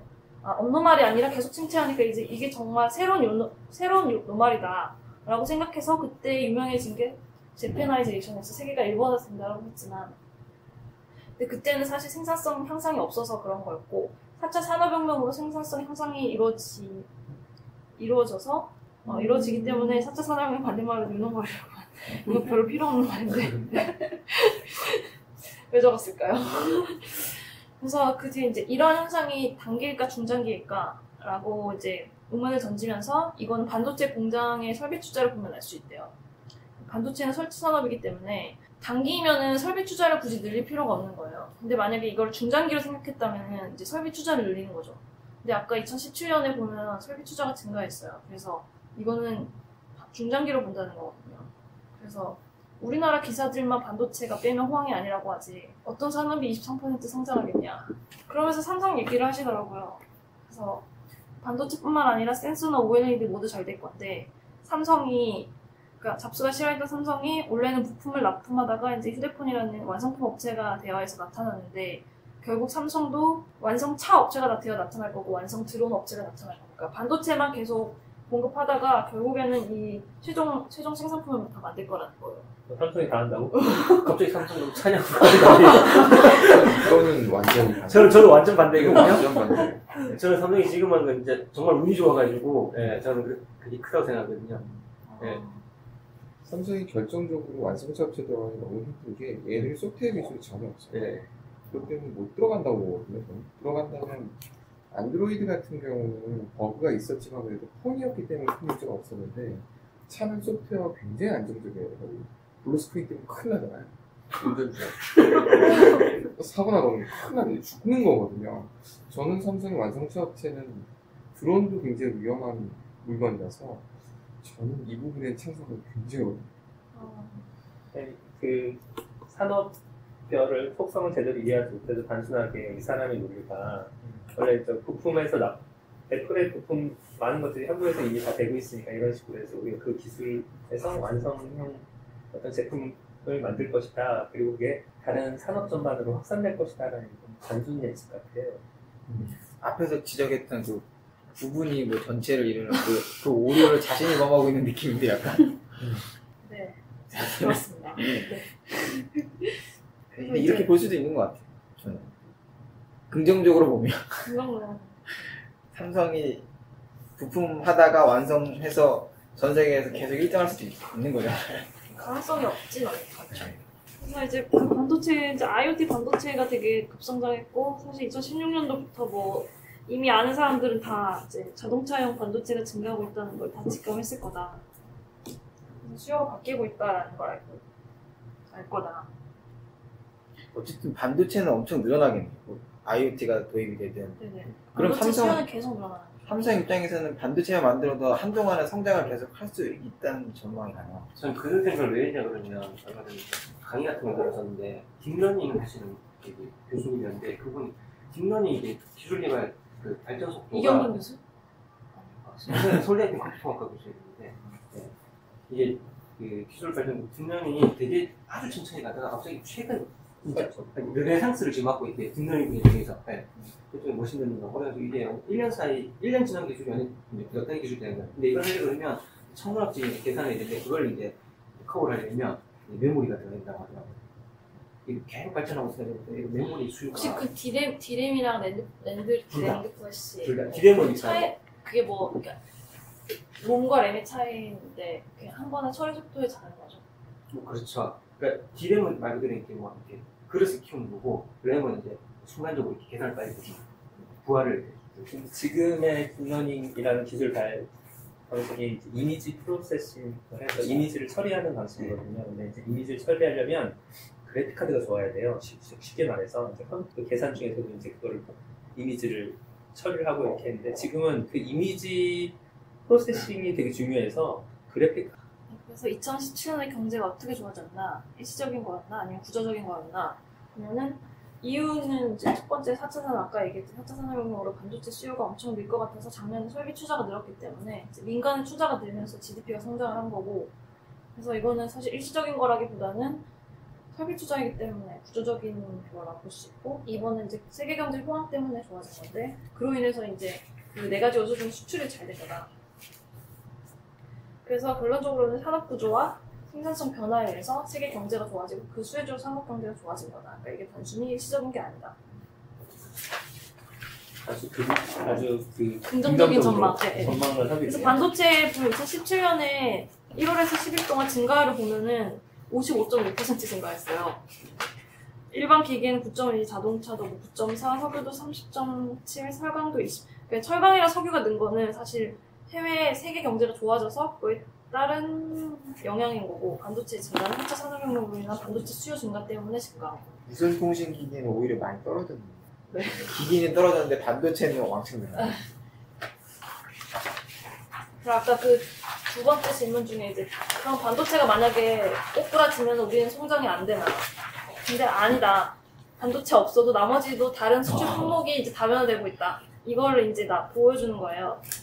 그래서 테슬라의 모델을 보면은 다 배터리만 빼고 다 우리 거라고 하고요. 그리고 부품 시장에서도 지금 전 세계 전기차 배터리 조사를 하면은 1위가 파나소닉이고 2위가 LG. 그리고 나머지 아래 뭐 글로벌 카메라 모듈에서도 한국이나 그리고 MLCC에서도 한국이 되게 많은 점유율을 차지하고 있어서 이게 단순히 국가 다변화가 아니라 품목 다변화도 이루었다. 이게 뭐예요? MLCC. 콘덴서? 콘덴서가 뭐예요? 전자기기의 필수 부품이래요. 저장하는. 여기서는 그거라기보단 그걸 거예요. 반도체 옆에 반드시 얘를 정기적인 그 문제가 생기는 것 때문에 완충해주는 범퍼 같은 게 있는데, 지금 여기서 얘기하는 컨덴서는 그 범퍼 얘기해주는 컨덴서를 얘기하는 것 같아요. 그 자동차 이렇게 달릴 때 갑자기 풍력풍하면 앞에 버퍼링 해주잖아요. 정기적으로 그 버퍼링 해주는 저수지 같은 거. 저수지. 네. 임시적으로 버퍼링 해주는 임시적으로. 그걸 얘기하는 그래서 아까 일부 설명 어느 정도 됐죠. 나왔죠? 저는 사실 여기 수시장 얘기 다 들어야겠다고 하는데 사실 이거는 안 됐다요? 안 됐다고요? 저는 사실 좀 회의적인데 전 이런 것 때문에 저는 비관 좀 전망이 회의적인데, 여기는 뭐 이제 되게 일단 세울 때는 우리나라 경쟁력 있는 회사가 저도 다른 일본이나 독일이나 이런 부품 쪽으로 약한 걸로 알고 있는데 정말 되게 긍정적으로 보시죠. 네. 저는 좀 다른 쪽을 이렇게 생각하는데, 예를 들어 전기차 많이 봤을 때 다른 건 잘 기억이 안 나요. 이제 전기차에서 중국의 전기차가 그러니까 테슬라보다도 훨씬 더 규모도 크고 상용화도 지금 테슬라는 승용차 정도인데, 중국에서는 그 버스랑 화물차 중심으로도 전기차를 많이 시도하고 있고, 어떤 특정 도시를 전기차 생산을 위한 도시로 이렇게 선정해서 공급을 하고 있대요. 그런데 이게 기본이 되는 기술은 배터리 기술이라고 하더라고요. 근데 제가 한 10년 전쯤에 중국에 갔을 때 그때 놀랐던 건, 우리나라는 전기자전거가 없을 때, 그러니까 별로 없을 때 걔네들은 거의 다 전기자전거를 타고 다니는 거예요. 그래서 걔네들은 전기자전거에서부터 계속 쌓아온 그런 기술이 있고, 그 정부에서 그걸 계속 지원을 하는 거예요. 그러니까 옛날에 그러면서 들었던 생각은, 세그웨이라는 회사가 있었잖아요. 그 공유자전거? 아니요, 두 발 달린 그 이렇게 굴러다니는 두 발 바퀴. 근데 세그웨이라는 회사를 그거를 짝퉁으로 만들었던 중국 회사가 인수를 해버렸어요. 그러니까 나중에. 그래서 지금 우리가 타고 다니는 그 1인용 이동기기 해갖고 다리 사이에 끼고 다니는 그런 휠 같은 거 있잖아요. 전동 그런 게 다 세그웨이에서부터 나온 기술이었잖아요. 근데 그게 다 중국으로 한 거죠. 그래서 저는 어떻게 그런 기사를 보면서 지금 테슬라가 전기차 시장의 어떤 대표적 아이콘이지만 실제로 상용화와 대중화는 중국에서 지금 이미 많이 시작을 하고 있고 그쪽 규모가 점점 커지면 오히려 그쪽으로 많이 넘어가지 않을까. 그래서 지금은 우리나라 배터리나 이런 기술이 매우 되게 좋다고 프리미엄급 제품에 많이 쓰이지만 뭐 수요가 이미 엄청 늘어난 상태에서 자본을 축적한 중국이 인수를 할 수도 있고 그런 생각이 들어서 인력도 다 빼갖고. 지금 여기 지금 표에서 보니까 그 뭐지? LG가 지금 2위로 152%의 성장률을 보였다고 했잖아요. 그래서 밑에 쭉 보니까 142%가 된 회사가 또 있어요. 142%가 뭐야? 1000%가 넘는 회사가 100만 프로가 8이랑 12. 파라시스 뭐야? 14, 2, 3, 0, 4. 요 두 회사가 중국 배터리 회사더라고요. 중국과 홍콩이라고 제가 지금 찾아보니까. 그래서 아마 얘네 성장률이 굉장히 높아서 기성장하는 사람들이. 그 반도체도 중국 반도체 얘기가 나오는 것 같던데 저도 같은 맥락에서 제조업이 과연 중국한테 버틸 수 있느냐라는 조금 회의적이죠. 우리의 생각은 수출이 한국 다변화와 수출국 다변화와 4차 산업혁명으로 인한 반도체 수요로 인해서 앞으로도 계속 늘 거다 라는 긍정적인 책을 갖고 계셨고요. 그다음에 이제 투자를 보면 이제 기업에 의한 투자 이게 이제 GDP의 이제 중요한 요소죠. 그래서 민간 투자를 보면은 건설 투자, 설비 투자로 나뉘어진대요. 근데 이제 건설 투자는 좋아지기 어렵고 경제 기사들은 다 이런 거래요. 경제가 좋아졌다고 웃기지만 본질적으로 변화한 건 없어. 반도체 망가지면 어쩔래. 좋아진 건 다 추경 때문이잖아. 과거의 추경은 이제 다 건설에 많이 투입돼서. 그러니까 아까랑 같은 궤에서 얘기인 거예요. 그러니까 진짜 질적 성장이 이루어지려면 설비 투자가 좋아져야 되는 건데 건설 투자로 하는 언론들은 건설 투자가 안 좋았기 때문에 경기가 좋아졌다고 낙관하지 말라. 이런 논조고 다 이런 논조예요. 그래서 설비 투자 보면 2분기 때 5.2% 성장하고 1분기 때도 4.4고 3분기에는 0.5인데 이거는 전기 대비니까 계속 높은 성장률에서 0.5를 유지했다는 건 더 크게 성장했다는 거거든요. 그렇게 보시면 되고 이제 건설업 GDP를 보면 과거에 그러니까 2015년, 16년 얘기가 이때 나오는 거죠. 과거의 경제 성장은 대부분 건설 경기로 부양한 거다. 그래서 2014년도, 15년도, 16년도를 보면 건설 GDP가 엄청 올랐죠. 그래서 이게 사실 건설 GDP는 투자 GDP는 그러니까 아파트가 공급 물량이 늘어났을 때 증가하는 게 아니라 투자하는 과정 중에 그러니까 투자가 이루어졌을 때 건설 과정에서 임금을 주고 소비가 올라가서 GDP가 상승하는 거거든요. 그래서 2015년, 16년도에 아파트 붐이 일어나면서 수요가 증가했고 그러면서 그때 이제 건설 분양이 많이 되고 이러면서 건설을 많이 짓기 시작한 거죠. 근데 그러니까 아파트는 그때 많이 이루어졌지만 사실 그때 바로 공급이 이루어질 수 없는 구조고 2, 3년 지나고 나서 이제 공급이 이루어지기 때문에 2018년, 19년도에는 삭공보다는 이제 준공이 많죠. 그래서 그 아파트 물량은 엄청 많이 늘어나는데 착공은 이제 없는 거죠. 그래서 여기 주택 준공 및 착공 호수 2016년도에서 17년도 보면은 준공 호수는 늘어나는데 착공 호수는 줄어드는 걸로 나오잖아요. 그래서 사실 이게 그 부동산 전망에 보면 2018, 19년도에 이제 최진기 선생님이 주택을 사라고 나와요. 그래서 물량이 증가하면서 떨어질 거라고. 가격이 떨어질 거라고 그때 만약에 살 사람들은 그때 사야 된다고 하는 전망이 나오면서 월세 사는 사람과 전세 사는 사람과 어느 정도 돈을 가진 사람들이 지금 어떻게 투자를 하는 게 현명한 건지에 대해서 분석을 해줘요. 사례 케이스 분석하면서 지금 현재 이자율이 어떻고 뭐 했을 때 어떻게 집을 사는 게 유리한지 아닌지에 대해서 나오는데 맞았나요? 네? 맞았어요. 아직 뭐 아직 모르죠. 그 지금 올해 많이 살아. 뉴스를 같은 거 보면은 주택 분양 물량이 엄청 지금 다 완공돼가지고 미분양 엄청 많더라고요. 미분양도 많고 그러니까 공급이 엄청 늘어난 거죠. 그러니까 15, 16년도에 가격이 오르면서 가시화가 붙은 거예요. 그래서 다 이제 투기를 하면서 했는데 그래서 아파트가 갑자기 건설이 많이 되고 늘어났지만 결국에는 그 가시화가 꺼지면서 실수요만 남는 거죠. 그러면서 공급이 이제 더 많으니까 가격이 하락하는 거죠. 계속 하락하지 않을까요? 그건 모르겠어요. 근데 그게 참 신기한 게 예전에도 한번 그 부동산이 과열됐거나 해서 이게 꺼질 거라고 했는데 아직도 안 꺼지고 일부는 빈집이 엄청 많아서 사회 문제로 될 정도로 그럴 정도인데 우리나라 소규모화 사회가 되고 우리나라도 이제 거의 뭐 얼마 안 되는 폼을 일본을 따라가고 있다고 한다면 우리나라도 분명 그렇게 집이 많을 필요가 있나. 또 지방은 이미 뭐 아파트나 뭐 집들이 많이 비어 있는데 지금은 그거 버텨주는 게 그 투기하시는 분들이 계속 수요를 해가지고 폭탄 돌리기에 대한 내용은 예전부터 한 10년 전인가 뭐 아무튼 그때부터 계속 이상하게 가격은 안 떨어지고 저도 그래서 집값 떨어질 거라고 생각하는데 계속 오르던데요. 그거는 지역 차가 굉장히 크고 미분양이 많은 지역 같은 경우는 건설업체들이 돈이 있는 애들이 버티는 거거든요. 시행업자들이. 그러면서 계속해서 버티는 게 계속 이어지고 있는데 이 버티는 거에 한계점에 다다르게 되면 어떤 일이 생길지 알 수 없는 거예요. 근데 지금 그래서 이렇게 계속 경고하는 거잖아. 경기 좋아졌다고 낙하하지 마. 근데 추진기는 지금 집을 사라고 얘기를 하는데 그러니까 부동산 잡을 거라고 했는데 강남은 분당 엄청 올랐거든요. 근데 이제 미분양이 나오면서 전반적으로 떨어질 거라 얘기예요. 근데 거기는 우리 제가 듣기로는 그 비트코인에 이제 돈 번 애들이 이제 많이 들어 몰려서 순간적으로 그런 거라고 해서 다양하네. 저는 들은 게 그거였거든요. 다주택을 갖고 있던 사람들이 똘똘한 놈 하나만 잡자는 식으로 강남으로 쏠렸다라는 얘기도 있고 어쨌든 강남만 너무 있는 거거든요. 근데 강남 어떻게 가야지 그럼 계속 있나? 저는 부동산은 많은 지역은 모르겠어요. 저도 한 10년 전부터 개꿀이니까 생각했는데 또 오르기만 하더라고요.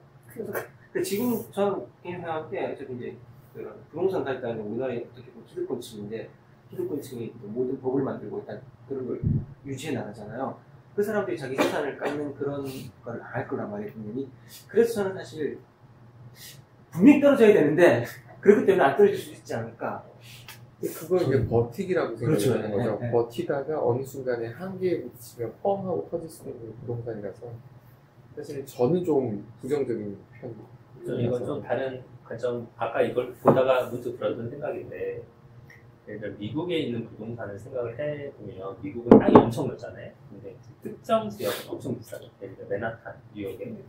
그런데 텍사스에 거기는 황무지 같은 데는 아마 뭐 땅값이 엄청 싸겠죠.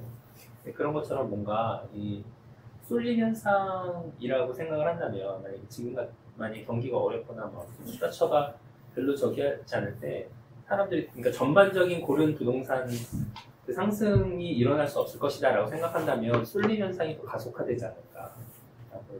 그렇죠. 네. 오히려 양극화가 심해졌어. 네, 양극화의 측면으로 봤을 때 특정한 몇몇 과열된 곳이 나머지는 가격이 떨어져. 이런 현상이 가까워. 뭐 판교와 강남은 거리도 가깝고 이제 인프라도 엄청 잘 돼 있고 하니까. 동탄도 올랐으면 좋겠네. 부동산 살 때. 네. 동탄도 빈집 많다던데? 지금 미분양이 엄청 많아. 엄청 말을 많죠. 못하네. 부동산이 너무 한국으로 많아요. 말을 3동탄도 있어요? 아니요, 아직 2동탄까지. 동탄 노래 많이 나. 많이 금이 올랐어. 차이가 되게 크더라고요. 근데 거기도 유니크잖아요. 네. 중간 지역은 역세권 역세권과 네. 비역세권. 네. 근데 그쪽에 이제 공원이 조성되면서 인공공원. 동탄에 여기 있어요. SRT. 그 역중심으로 동탄에서 롯데캐슬인가는 분양했는데 거기가 롯데 로또라고. 트리니티라고. 그래서 그때 경쟁률이 500대 1이었어요. 11이라고 11일? 뭐 구역 C11인가 같은 거 부르는 명칭이 있던데 아, 그래요? 전부 그 얘기밖에 안 하고. 네, 거기 진짜 로또였는데 우리 회사 사람들 막 다 넣었는데 한 명 되셨어요. 그 사람이. 근데 그거 어떻게 알아요? 이게 로또가 될 거다라는 건 어떻게 알아요? 그러니까 완전 초역세권인데 어. 가격 분양가가 되게 분양가. 낮았어요.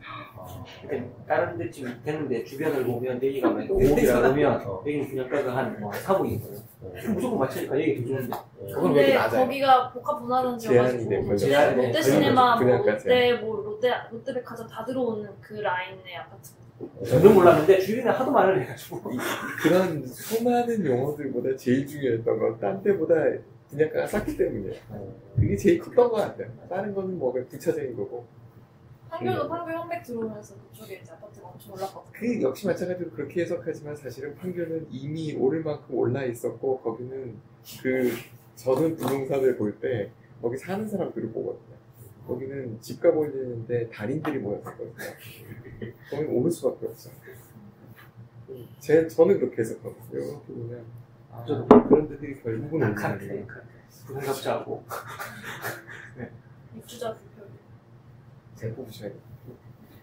그 해석이 맞 부자들이 똘똘한 놈 하나만 사자 뭐 이 생각으로 그런 거에다가 저는 볼 때는 그런 거 많이 보거든요. 그 강남이 왜 강남부터 이어질까? 일종의 학원군? 예전에 학군이 뭐 얘기 많이 했는데 학원군의 영향이 더 큰 것 같다라는 해석들도 많이 하거든요.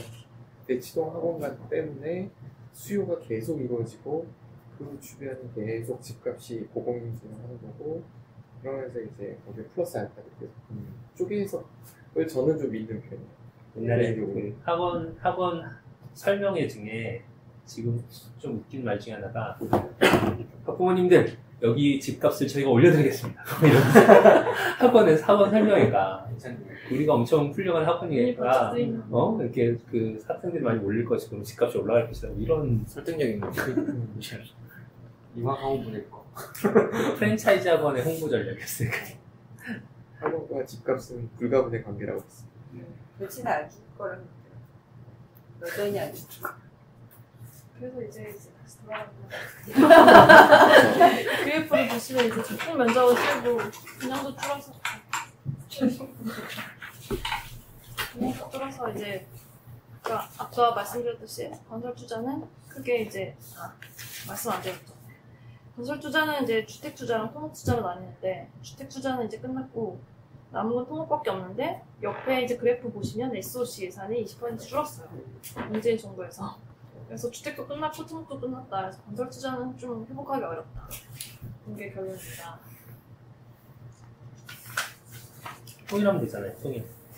그거밖에 안 되는 거 같아요. 아무리 봐도. 일시적으로 마이너스잖아요. 그 일시적으로는 마이너스가 날 거라고 보거든요. 통일하면? 네. 아니 근데 당연히겠죠. 통일하면 건설 경기가 엄청 늘어나고 거의 폭발적으로. 모든 수요가 다 늘어요. 모든 수에 다 늘어나죠. 그래서 박근혜 실업률 통일은 유방문이 나왔잖아요. 진짜 말. 근데 전 통일하면 전 대박 날 거라고. 네, 대박은 나는 게 대박 확실한 나 거. 확실하거든요. 네. 근데 통일하면 뭘 해야 대박 현승할 수 있나요? 아니, 기본적으로 건설사 주식사야죠. 경제 규모 자체가 주식을 네, 비교가 안 되게 수요가 이제 급속도로 내수가 이제 일본처럼 이제 가능한 그 정도 수준가 올라가는 거예요. 내수가 급격하게 늘진 않을 것 같고 왜냐면 오히려 이제 사회적 지출이 훨씬 더 늘어날 것 같은데. 제가 저기 뭐지 차민석 KBS 네. 정해냈던 것 같은데 10년 먹게 그걸 들었는데 통일하면 하여튼 삐뚤기로 하여튼 뭐 이게 투자 비용이 있을 거 아니에요 단기적으로. 그게 막 1조라 그러면 버는 돈이 한 10조. 어떻게 버느냐가 중요해요. 그러니까 줄어드는 게 국방비가 줄어들고요. 국방비. 네. 일단 국방비가 일단 줄어들고 되게 저희 한 GDP 한 10% 정도 되잖아요. 네. 그거랑 그다음 그쪽에 있는 이제 그 뭐 지하 자원 개발하는 것도 있고 하여튼 뭐 다른 경기가 모든 경기가 터져서 하여튼 이게 비로 대신 한 1억 넣어서 한 10억을 버냐. 만약 장사꾼이라면 누가 안 하겠냐. 무조건 할 수 그때 있어요. 경제가 사실 우리 70년대, 80년대 경제 수준보다 못 될 텐데 갑자기 수요 폭발이 이루어지면서 경제가 급속도로 흥하는 것 같아요. 그래서 저는 절대 안 될 거라고 생각합니다. 근데 요즘 분위기 봐서는 이렇게 비관적이진 않은 것 같아요. 저는 절대 안 될 거예요. 저는 이런 지금 이걸 이렇게 보면서 그래 이렇게 경제가 흘러가는데 이게 개인은 어떻게 이 상황에서 뭘 해야 될까? 혹은 개인한테는 어떤 영향이 있을까? 이런 생각이 들거든요. 근데 사실 거의 기업 중심으로 설명을 하고 있고 여기에 해당되는 기업들도 삼성 및 몇몇 그 큰 기업들 중심으로 설명하는 거지. 내가 그 회사에 근무하지도 않고 뭐 그 업계에 있지도 않다면 아니 이런 떡고물도 만져보고 쓰지도 못할 것 같은데 이게 뭐 국가에서 얘들 수익을 이렇게 분배해주는 것도 아니고 지금 상황에서. 네. 지식이 있다고 얘기할 것 같아요. 근데 그래서 정부 지출이 중요한 거죠. 정부 지출로 인한 투자 증가, 소비 증가. 그러니까 예를 들어 아까 처음에 말했던 그 뉴딜 정책 같은 경우에는 실제로 그때 당시에는 그 댐이나 이런 걸에서 어떤 계층의 일자리를 이렇게 줬잖아요. 근데 지금은 그럴 수 있는 어떤 특정 계층 일자리를 줄 수 있는 것도 아니다. 왜냐면 여기 4차 산업혁명이라는 것은 기술 없이 할 수 있는 그런 게 아니잖아요. 그리고 만약 그게 된다고 해도 실제적으로 필요한 인력은 이렇게 매우 적을 거라는 거죠. 오히려 더 네. 오히려 뒤에 보면은 투자에 약간 이중적인 면을 해가지고 네. 오히려 이런 투자로 인해서 그런 식으로 고용이 감소하는데 그런 식으로 얘기하면 건설이나 토목 쪽 투자가 들어가야 된다는 게 맞다는 얘기가 되거든요. 근데 이제 최진기 선생님은 건설 경기나 이런 그런 설비 투자, 건설과 토목 투자는 그냥 일회성으로 끝나는 거다. 하지만 설비 투자는 계속 생산이 이루어지는 거예요. 그래서 질적으로 더 좋은 건 설비 투자. 근데 말씀하셨던 그런 부분이 생기거든요. 계층. 어느 계층이 수혜를 보느냐에 수익 계층의 문제라는 거예요. 그래서 이 설비 설비 투자가 사실 대기업 위주로 되고 하다 보니까 그렇죠. 뒤에도 그리고 나오는데 인력도. 그러니까 설비 투자를 해서 고급 인력이 필요한 구조를 짜면 그거는 소수의 사람들에게만 혜택이 돌아오는 거고 전반적으로 사회적인 어떤 그 낙수 효과 이런 근데- 걸 기대할 수 없고 근데 건설 그거는- 투자가 증가한다고 해서 사실 건설이나 그걸로 똑같지 인해서 않나요? 건설 쪽도 그럼 건설 쪽 그쪽 사람들만 혜택을 사람들만 보는 보는 거지. 아니요. 그러니까 예를 들어 그러니까 저는 건설을 해야 된다는 건 아니지만 그런 측면이 아니라 그러니까 지금 여기서 이제 경제 전망 설비 투자를 해서 경제가 좋아질 거야라고 말하는 것 자체가 이게 개인한테 얼만큼 체감할 수 있는 효과가 있을까라는 거예요. 경제는 좋아지겠지만 기업들은 부자가 되겠지만 네, 그 뒤에 그래서 설비 투자 증대의 어두운 면이라고 하면서 이분이 지적을 마지막에 하세요. 설비 투자 증가하는 게 진짜 좋긴 하지만 이런 어두운 면도 있다. 그게 나는 그건 못 뒤집는 투자라고 생각해요. 그러니까 결국 이렇게 개인이 체감할 수 있을 정도로 모든 계층이 나눠가질 수 있을 정도로 경제 체감 이루어지지 않을 거라고 생각하고 앞으로 성장한다고 해도 그건 지금 말하는 그 몇몇 기업이라든가 건설업자도 그 투자를 할 만한 자본이 있는 사람만 그 혜택을 받을 수 있지 그렇게 돌아올 거라는 생각이 들지 않아요. 항상 경제를 얘기할 때 생산과 분배 때문에 중역이라고 합니다. 그 부분을 해결하는 게 항상 문제가 되잖아요. 이 안에는 분배 얘기는 없는 것 같아요. 성장만 그런 있고. 얘기는 전혀 없는 네. 것 같아요. 마지막에 그 부분을 얘기는 하세요. 그렇죠. 언급하고 넘어갔어요. 우리가 모든 걸 다 이렇게 선견지면 질문하고 있는 것 같아요. 다 뒤에 있는데 뒤에 조금 나옵니다. 네. 근데 그냥 언급 정도도 사실 사실은 비숙련 인력에 대해서 그 고용 효과가 있는 곳은 서비스 업종밖에 없지 않나요? 이제 건설 그 토목을 빼버리면 거기에 돼 있지 않나요? 지금 우리나라 산업구조가? 근데 또 내수가 있어야 또 얘는 근데 최저임금 그거 한 판이에요.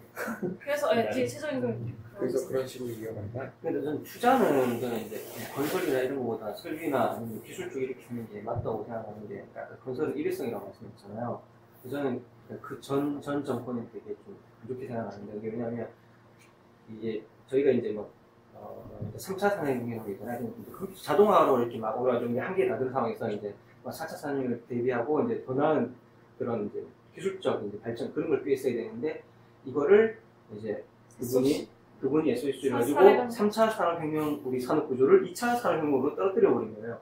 네. 근데 지금 4차 산업혁명이 이제 안 되는 거죠. 그래서 건설 쪽은 사실 해봤자 원래 지금은 그런 쪽은 효과를 보기 어렵고 먼 미래를 본다면 기술력을 확보하는 설비나 아니면 기술 쪽 투자하는 게 맞지 않나.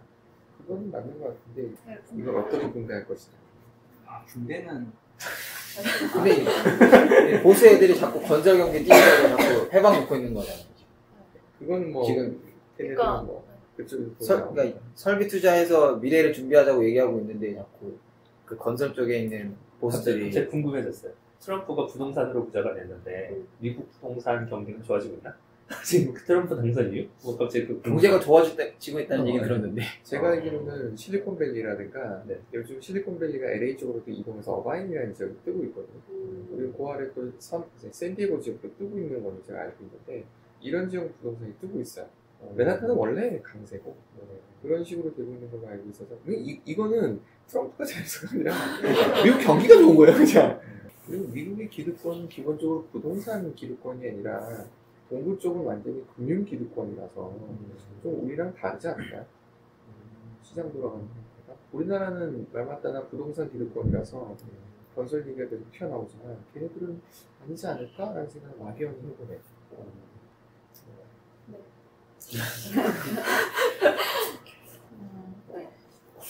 네. 설비 투자가 증가하고 있다는 표 그래프들이고요. 그래서 2017년에 반도체 설비 투자액이 거의 110억 달러 삼성 기준으로, 그리고 각사에서도 설비 투자 비율이 증가하고 있고, 삼성 그 국가들별로도 봐도 중국 같은 경우엔 향후 10년간 1조 위안을 투입할 거라고 하고, 이게 얼마야? 일주일에. 이해는 300원 정도 168원. 그거 많지 않은 건데요? 그래요. 아닌가? 아닌가? 삼성은 올해 29조 원 그게 투입했고, 많은 거네. 전 세계 반도체 투자액이 100억 달러면 그 중에 3분의 1을 삼성이 투자했고, SK 하이닉스는 9조 6천억 투자했다. 반도체는 하여튼 무조건 다들 많이 투자하는 거예요. 근데 이게 중국이 이런 거 다 따라오는 거 아니에요? 아직까지 좀 기술 차는 있긴 있거든요. 기술 격차가 있는데, 사실 이게 그 최지기 선생님에 의하면 치킨 게임이어서, 그러니까 지금은 그런 치킨 게임을 예전에는 그러니까 그 사이클을 그렸었잖아요. 이렇게 호황 뭐 이렇게 사이클을 그렸었는데 이제 4차 산업이 오면서 이 호황이 일종의 초호황이라고 해서 그래서 삼성이나 하이닉스 계속 투자를 하는 거거든요.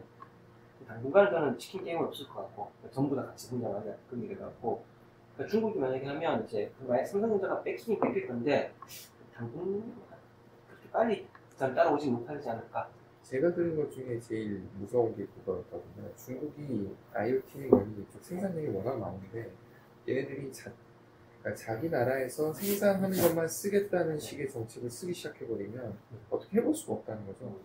미국은 아예 반도체를 그 메모리 반도체나 안 하니까 이게 수출을 할 수 있었는데 일본도 거의 다 죽어버렸으니까 수출이 가능한데 중국이 가장 큰 제조 공장인데 거기에 수출을 못했을 때 과연 삼성이 버틸 수 있느냐? 공장 있잖아요. 그래서 삼성 공장은. 근데 뭐 걔네들은 언제든지 나가야 할 수 있는 그 일당 독재 체제이기 때문에 인도로 가야겠다. 인도.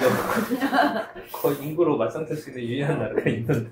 거기도 추가로 또 투자한다고 하니까 또 진짜로 이게 그러니까 궁금해지는 거야. 이거에 대한 최진기 씨의 해석은 뭔지가 궁금해지는 거죠. 있었어요. 중국에 대한 그거 같고, 어떤 게 있었냐면, 네. 이게 2, 3년 동안 기술 격차 정도가 나는데, 그걸 네. 사실 후발주자들이 금방 따라올 수 있는 거다. 그렇죠. 그렇게 그거를 막기 위해서는 규모의 경제를 늘려서 단가를 낮추고, 단가를 낮추는 전략이 필요하다.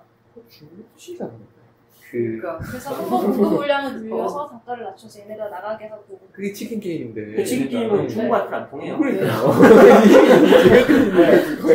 이 논리가 아마 옛날에 일본 애들이 직면했던 문제 중에 하나였지 않았어요? 제가 보면서 느낀 거는 이게 삼성이, 그러니까 저는 좀 시간이 좀 거의 따라서 한 5년은 안에 못 따라왔다고 생각을 하는 게, 기술이 여기 제가 보기에는 반도체 쪽에서 거의 애플이거든요.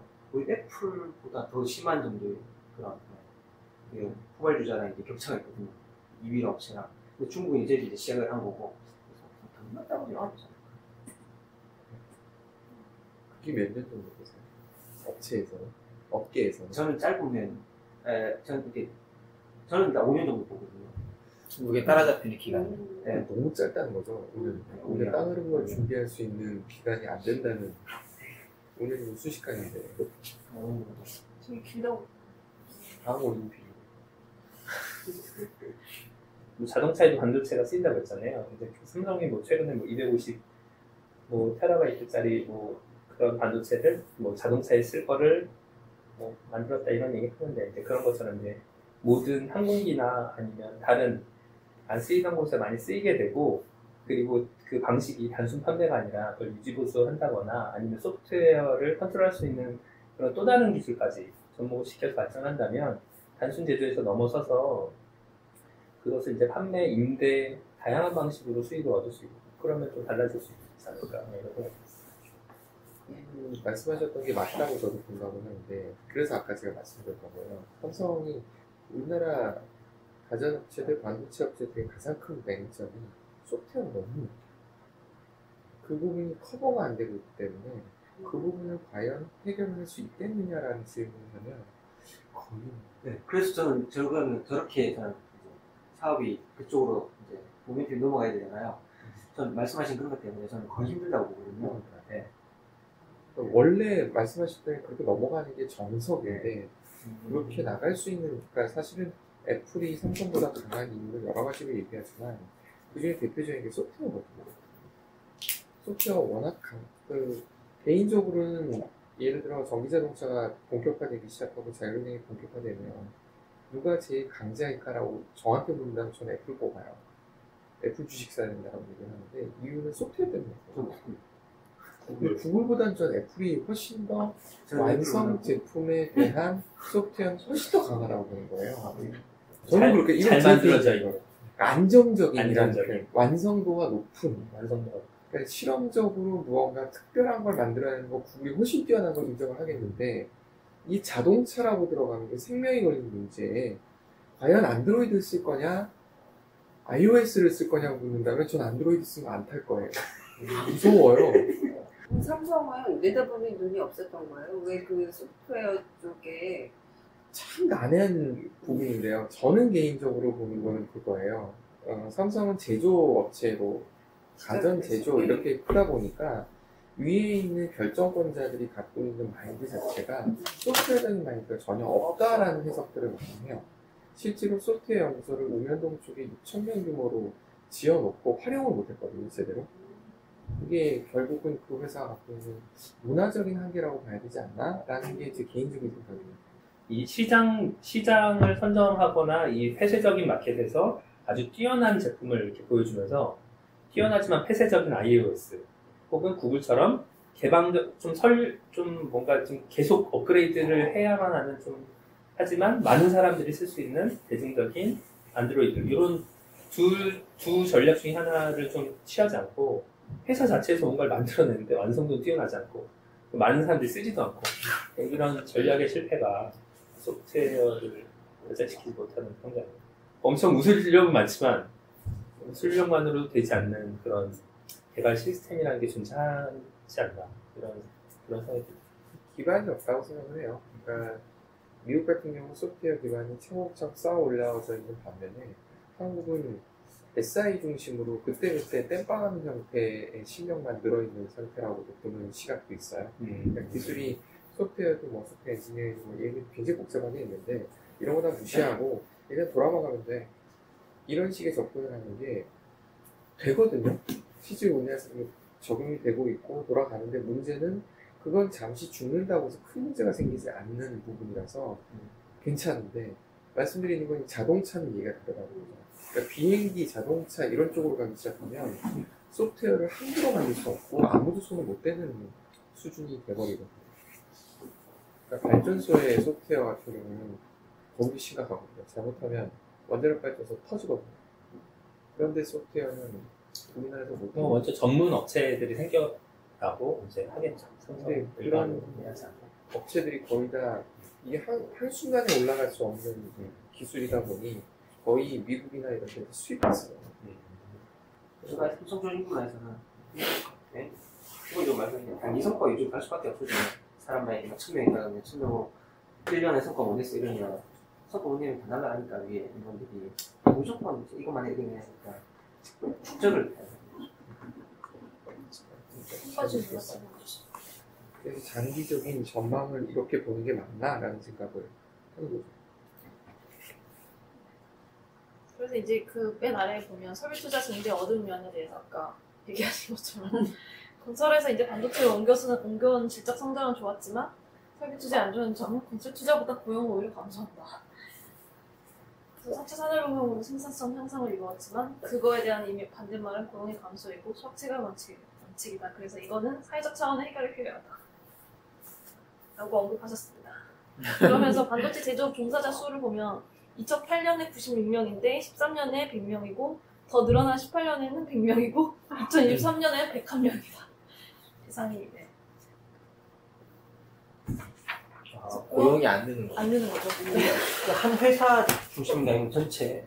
네, 경제활동 인구조사를 해서 각각 그 산업별로 앞으로 얼만큼 취업자가 증가할 것이냐를 봤는데 2023년에 101명이다. 네, 지금 있는 그대로 가져가네. 그쵸. 네. 그거는 오히려 감소하는 거죠. 생산이 늘어났음에도 불구하고.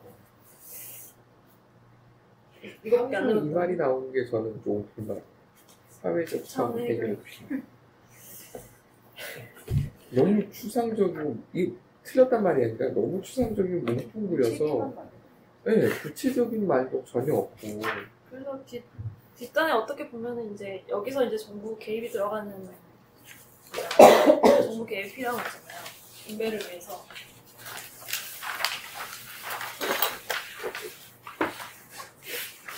이것도 약간 다 계속 안 좋은 말이긴 한데 2016년도, 17년도에 고용지표 증감을 보면 취업자도 늘었지만 실업자도 같이 늘었대요.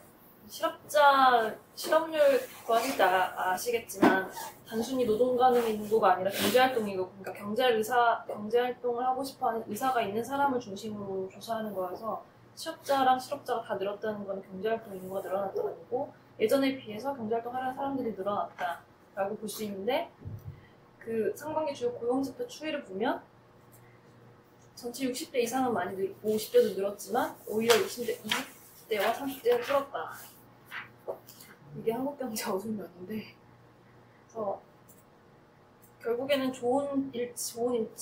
질적으로 높은 일자리가 늘어난 게 아니라 결국 안 좋은 일자리만 늘어났다는 거의 단증이고, 그래서 그 맨 아래에 보면 업종 기업 규모별 설비 투자 실적 및 계획을 보면 4%를 우리가 상당했다고 하더라도 결국에는 대기업과 제조업체가 리딩한 것 같다.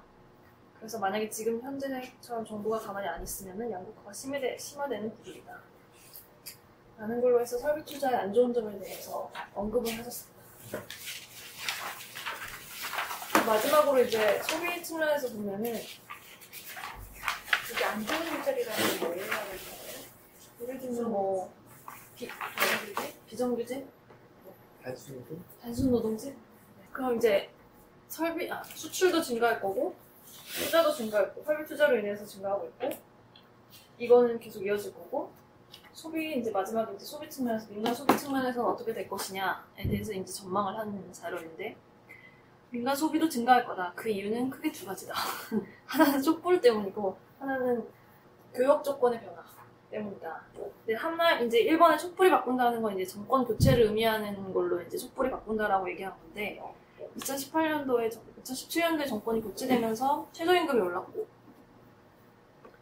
공공부문 일자리가 근데 여기서 이제 최저임금이 사실 기존의 뭐 맹퀴의 경제학이나 이런 게 보면은 최저임금제를 되게 비판하잖아요. 최저임금제를 하면은 가난한 사람이 오히려 더 실업자가 된다.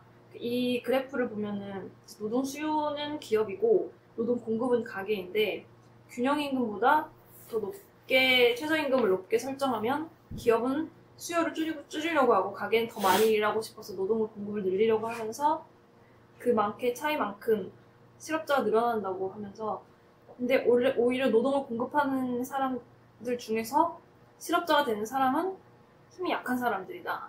그래서 최저임금제는 오히려 가난한 사람과 힘이 약한 사람한테 더 안 좋은 제도이다 라고 비판을 하고, 이게 맹퀴 경제학에도 써져 있어요. 근데 수진기의 비판은 이렇게 실업이 발생하더라도 정부가 지원을 해주면 이게 더 좋은 제도다. 그래서 이런 식으로 얘기를 하는 거 부분에 대해서 저는 좀 불만. 뭐든지 세금을 때려 넣어서 해결하겠다.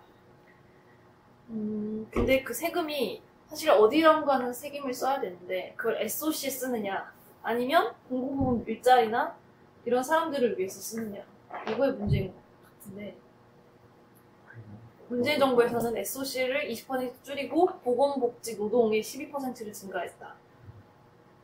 이렇기 때문에 소비가 좋아지죠. 이게 분배 쪽에서 이게 분배인 거죠. 네. 개념 아닌가요? 쟤는 뭘 답답하게 생각을 하는 거냐면 이런 식으로 가면 일시적인 효과는 있는데 이들이 생산적인 무언가를 하고 있는 게 아니잖아요. 무슨 말씀인지 이해되시죠?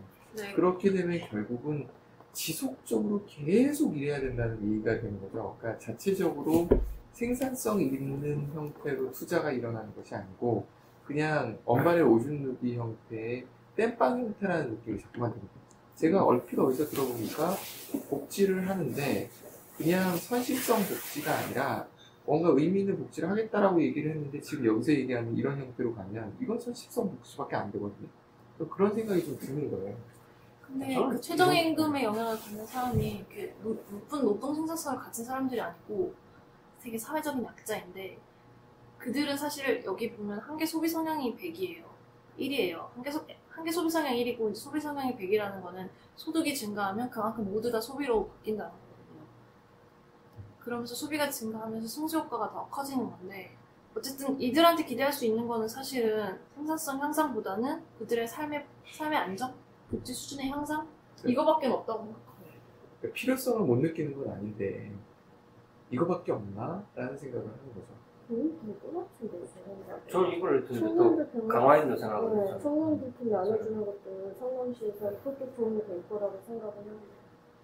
그러니까 기초적인 아까 말씀하신 게 그러니까 이분들이 도움을 받아가지고 뭔가 생산적인 걸 했으면 적응하는 좋겠다. 뭐 아니라 그런 생산적인 기여를 했으면 좋겠다. 그런 말씀. 그래야 의도잖아요. 그것이 의도시잖아요. 선순환이 일어날 거라고 그러니까요. 저는 보는 거죠. 저는 그걸 하기 위해서 저는 이런 지원을 그거는 맞는데 그렇게 투자를 할 때 좀 의미 있게 뭔가 선순환이 일어날 수 있는 걸 고려하면서 했으면 좋겠는데 모르겠어요. 지난 정부까지도 이런 식으로 한다고 하면서 사실은 눈먼 예산을 쓰는 형태의 느낌을 되게 많이 받았어서 만약 이번 정권에서도 그렇게 된다면 똑같은 결과밖에 안 나오지 않겠느냐, 뭔가 참신한 아이디어라든가 그런 게 좀 있어야 되지 않겠느냐라는 생각인 거죠. 지난번에 서울대학교 사회복지학과 교수가 무슨 강연을 한다고 해서 복지 정책, 뭐 4차 산업시대 복지 정책 뭐 이런 걸 한대요. 그래갖고 굉장히 기대를 하고 갔는데 그 사람이 얘기하는 거는 복지 예산을 어떻게 써야 될 것인가에 대한 논의를 하는데 의견은 너무나 단순하게 복지 예산을 막 무슨 청년 배당처럼 돈을 나눠주는 거 말고 기술이나 직업을 얻을 수 있는 그런 지원 방식으로 해야 된다라고 하더라고요. 이게 의견 봤을 때는 되게 당연하고 이게 더 맞는 방향 같지만 그걸 곰곰이 생각을 해보면 그럼 기술 지원을 하기 위해서 그 예산이 어디로 할 것이냐, 기술 학교 중심으로 가야 될 것이고 기술을 배우는 대상자는 누가 선별할 것이냐, 그러면 이게 모든 사람이 신청하지도 않고 모든 사람한테 기회가 돌아가지도 않고 그 선별되는 사람도 있다는 거죠. 그러니까 이게 더 보편성이 더 떨어진다는 거예요, 제가 봤을 때. 그리고 통계적으로도 사람들은 이 둘의 차이가 어느 정도의 큰 차이가 날 것인지 일반 사람들은 잘 모른다는 거예요. 근데 저는 그 논리를 봤을 때, 그러니까 그 사람은 그러니까 선별적으로 해갖고 무상복지 이런 건 안 좋다라고 설명을 했지만, 저는 거꾸로 생각을 해서, 지금 어차피 4차 산업 시대에 우리가 그런 그 직업기술 몇 가지를 가르친다고 해서 그 사람들이 따라올 수도 없고, 그럼 사람들한테 우리가 이미 논리적으로 예측할 수 있는 시대가 지났으면 그 기본적인 모든 대중들의 안정을 먼저 만들어 놓고 거기서 나타날 수 있는 자연 발생적인 것을 기대하는 것이 훨씬 더 낫지 않나. 정부가 뭔가를 예측하고 뭐 하는 것에 100% 확신이 없다면 그런 그 대중들의 어떤 잠재력에 투자하는 것이 더 맞지 않나? 이런 생각이 들었거든요.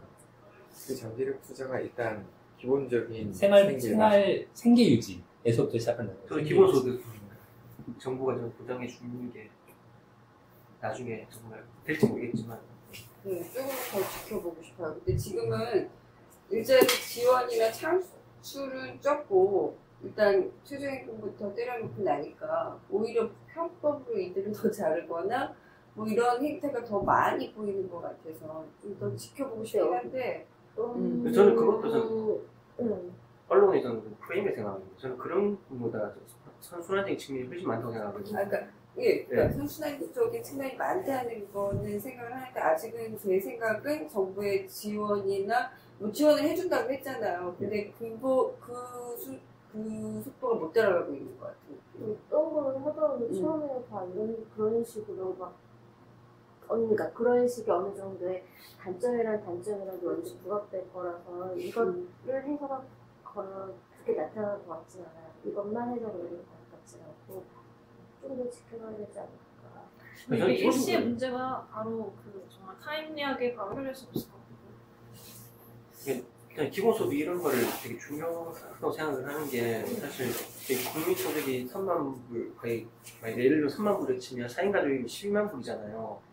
그러면 평균적으로 이제 4인 가족 하면 이제 가보면 1년에 거의 한 1억 몇천씩 버는 건데, 근데 그렇진 않잖아요, 저희 삶이. 그러니까 그 대기업 중심으로, 거의 근데 대기업 중심으로 거의 뭐 다 이제 부가 쏠려 있는데, 그러니까 대기업이 저는 그런 것들을 이렇게 풀어주면, 최저임금을 이렇게 기본소득을 제공해주면 굉장히 많은 게 저는 해결이 되지 않을까 생각하거든요. 그래서 저는 기본소득 이런 거 근데 승산도 중요하겠지만 저는 효과적인 측면도 그렇지만 어쨌든 인간적인 측면에서 근데 그게 고양이 목에 방울을 다는 이야기로만 지금 우리나라에서는 상황이 그렇게 만들어지고 과연 그럴 수 있을까? 정권이 과연 그 정도의 힘을 갖고 있을까? 이런 생각이 드는 거죠. 그러면 지금 얘기 나오는 게 결국은 근데 실제로 그런 일이 일어나니까 최저임금을 올림으로써 결국은 서비스 비용이 올라가는 거거든요. 자연스럽게. 그건 어쩔 수 없다고 저는 생각을 해요. 그렇게 됐을 때 어떤 현상이 일어날 것이냐도 생각을 충분히 해봐야 되는 부분 아니냐. 옛날에 읽었던 어떤 그 기사 중에 브라질은 엄청 잘 사는 사람들이 사는 지역이 있고 그 지역을 지키기 위해서 빈민들로부터 지키기 위해서 그 개인 경호원 같은 가드들을 이렇게 둔다는 거예요. 울타리를 치고. 그러니까 그 도시 전체 대부분은 빈민이고 막 사람들 막 그 납치 뭐 범죄율이 엄청 높은데 그 지역만 안전하기 위해서 자기들이 번 돈을 거기다 그 시설에 쏟아붓는다는 거죠. 저는 부자들이 자기네 돈을 자기들만 틀어지고 있으면 이런 비슷한 상황에 오지 않을까. 적당히 나눠줘야 불만도 없고 적당히 나눠줘야 그 모두가 좀 안전한 사회가 되는 건데 만약에 소수가 독점하려고 하면 거기서부터 파생되는 많은 사회적 문제들을 해소하기 위해서 사회적 비용이 더 늘어나는 그런 것이 생길 거라는 거거든요. 근데 늘 그래 왔다는 게 사람들의 어리석음이라면 어리석음일 수 있는 그 상황 때문에 이것도 뭔가 시스템적으로 뭔가 들어가야 되는데 국가에서 이런 부분에 대해서 이번 기회에 좋은 시스템을 갖춰줬으면 좋겠다라는 희망사항인 거죠. 근데 그게 단순히 말씀하신 것도 맞아요. 다 기술 비용을 할 수도 없고 그 분야가 어느 쪽인지 알아서 그걸 할 수도 없고 그건 맞거든요. 하지만 무언가의 그 디딜돌이 될 수 있고 무언가 선택할 수 있는 무언가를 넓힐 수 있는 그런 생각을 좀 했으면 좋겠다. 그런데 너무 생존권의 위협을 받을 만큼 자기 삶이 평탄하지 못한 사람한테 그거를 기대하는 거는 너무 그건 먼 아니죠. 미래를 보는 그러니까 것 항상 같은데. 그런 것 같아요. 그 경계선에 있는 사람을 먼저 살려야 그 다음 사람한테 그 다음이 가고 그 다음이 간다라고 생각을 하는 거지. 이거 어떻게 한꺼번에 다 하겠어요? 그건 아니고 어쩔 수 없이 정말 최저의 부분을 해결해 줘야 될 사람 해결해 줘야죠. 그건 당연한 거고. 제가 얘기 드리는 거는 그 중간에 적절하게 걸리는 사람들이 있거든요. 이들을 어떤 식으로 해서 사회적 재생산에 도움이 되도록 할 수 있겠느냐부터 하는 것이 그러면은 그것이 뭐 GDP라고 표현하지만 성장을 이끌 것이고 그 성장이 다시 그 아래쪽으로 들어가면서 그 다음 차위계층 이렇게 내려갈 수 있지 않겠냐라는 생각을 하는 거죠. 어떻게 한꺼번에 못하죠. 저도 그거는 이상적인 거기 때문에. 근데 그거는 저는 계속 벌어질 거라고 생각을 해요. 그러니까 비니핏 부가 저는 계속 점점 지금보다 오히려 계속 더 벌어지지 않을까. 그러니까 자본주의에서는 한계가 왔지 않나 싶은 생각이 들거든요. 저는. 결국은 그러다 보면은 뭔가 혁명이 터지니까 네. 얼마 남지 않았다 제가 보기에는. 전시적으로 그래요. 이번에도 4차 산업혁명 때문에 이게 잘 넘어간 것 같은데 제가 보기에는 이게 없었으면 내가 볼 때는 터지지 않았을까. 뭔가 새로운 기회나 아니면 돌파구를 제공해 줘야 그 사회가 건전하게 성장한다고 보는 거죠. 아이디어 있으세요? 아이디어가 그러니까 예를 들면 그런 거예요. 저도 정확하게 모르겠는데 난 몇 개 있어. 있으세요? 내가 생각한 거 뭐 교육해주는 거 이거밖에 생각이 안 나가지고. 예를 들어서 미국 같은 경우 보면 금융 중심으로 제조 중심으로 가다가 IT가 자연스럽게 터질 수 있는 환경이 만들어진 거거든요. 그럴 수 있는 환경이라는 게 뭐냐 생각해보면 내가 뭔가에 올인을 했다가 망해도 다시 할 수 있는 기회가 그 안전망이 갖춰져 있는 상태라고는 할 수 있을 거라고 생각을 해요. 그러면 새로운 산업이 뜰 수 있고 그런 쪽으로 지원이 돼야 되는데 근로 의욕을 창출하지 못하는 일자리는 인간의 자존감도 끌어올릴 수 없다라는 표현이 저는 와닿아요. 무언가 자존감을 찾을 수 있고 내가 사회에 기여한다는 느낌의 일자리가 만들어지고 그것이 복지로 연결되었을 때 사회적으로 선순환이 일어난다고 보는데 현재 상태는 그런 게 아니라 그냥 땜빵하는 느낌이 너무 강한 거예요. 그거는 임금하고도 관계가 있잖아요. 그러니까 적정한 임금을 받을 때 가치를 느끼는데 그 임금이 너무 낮아서 지금 올린 건 맞는데 근데 제가 갖는 생각은 그거예요. 그러니까 파이가 있었는데 그 파이를 더 많은 돈을 들여서 여러 명이 더 먹을 수 있게끔 해준 게 아니라 거기 먹었던 사람을 몇 사람 매집으로 해서 그 돈을 지금 메꾸고 있는 느낌이 들어서 그게 내년에 또 어떤 현상이 벌어질지 그래서 그 예. 부분만큼 정부가 그러니까 그거는 제가 어. 그 다른 경제학자의 그걸 강의 들었는데 말씀하신 대로 그러면 그렇게 말씀하시면 뭐 실업률이 생긴다거나 그 증가한다거나 아니면 뭐 기업에서 이제 투자를 축소한다거나 그런 일이 발생할 거라고 우려를 하는 거잖아요. 딱 두 개잖아요. 실업률하고 투자 뭐 위축.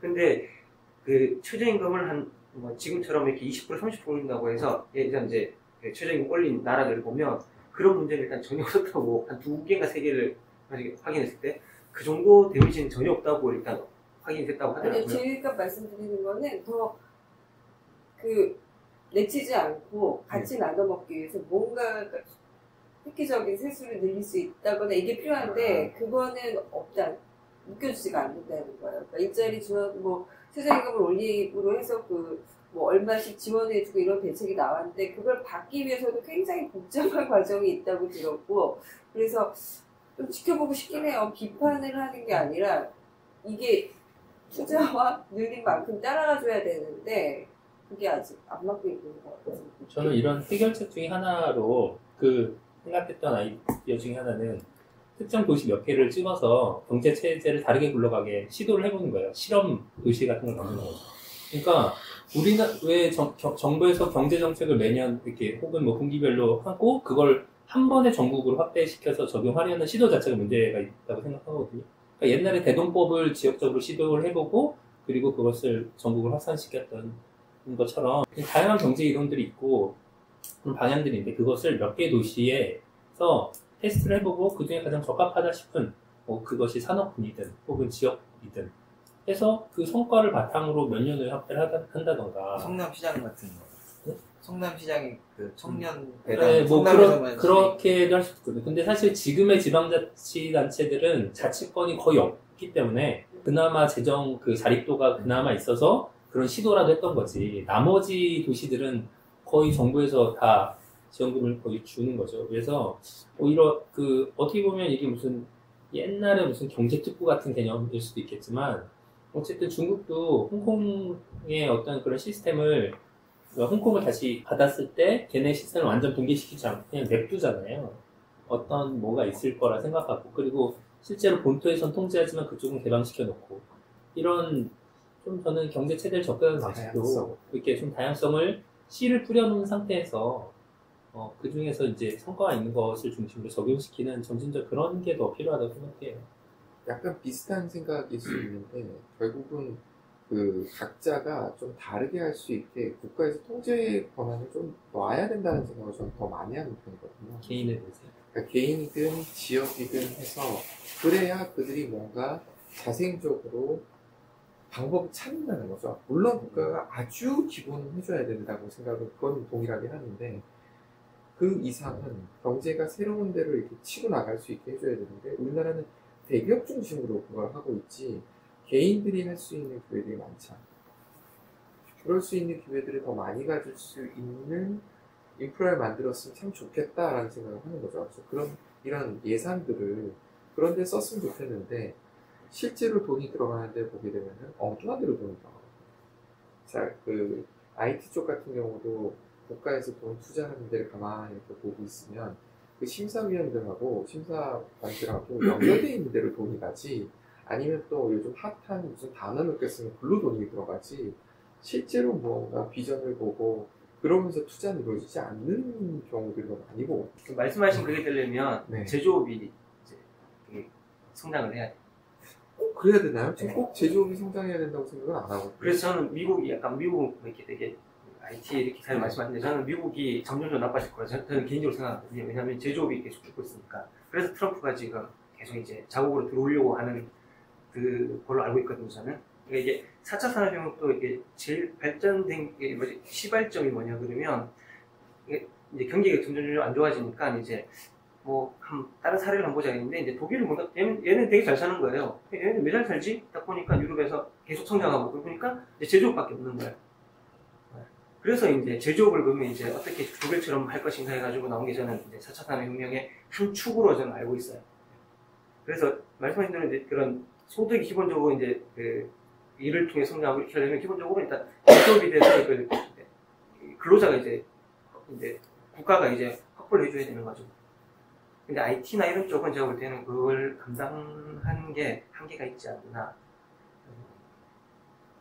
잘 모르겠어요. 저는 조금 다르게 생각을 해서 제조를 할 수 있는 나라들도 워낙 많고 경쟁력이 과연 유지가 될 수 있느냐라는 차원에서 독일 같은 경우는 특수한 경우라고 저는 봐야 된다고 생각을 해요.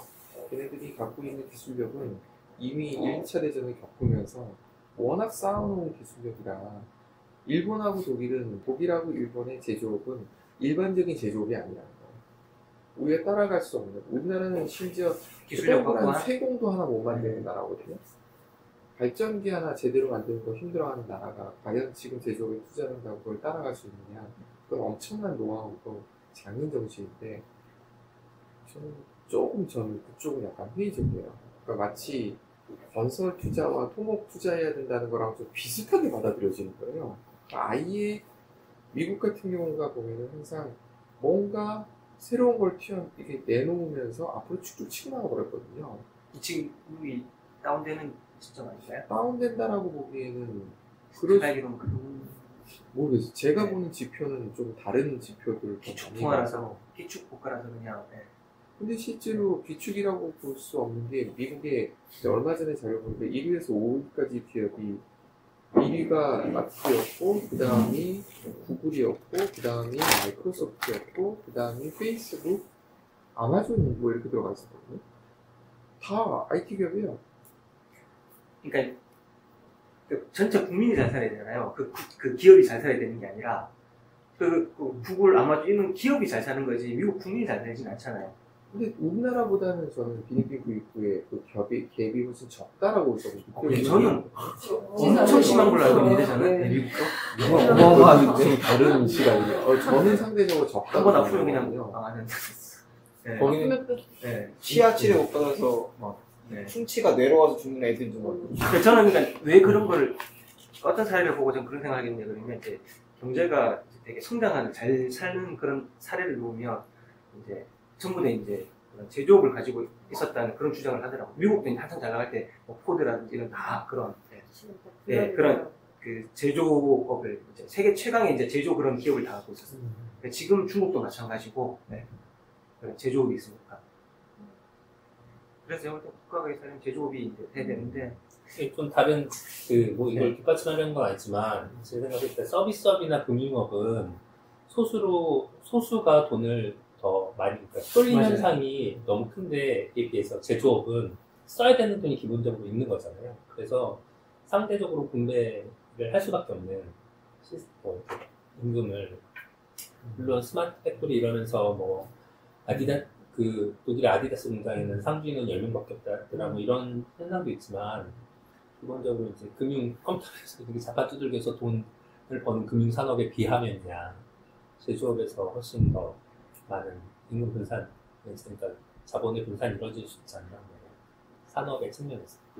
수용료 낮추겠다고 해서 오바마 때도 외국에 있는 공장 다 불려들여서 세제들 중에서 불려들어가지고 그 효과수가 지금 미국 경제 약간의 호황이 그것도 도움이 된다고 얘기 들어서.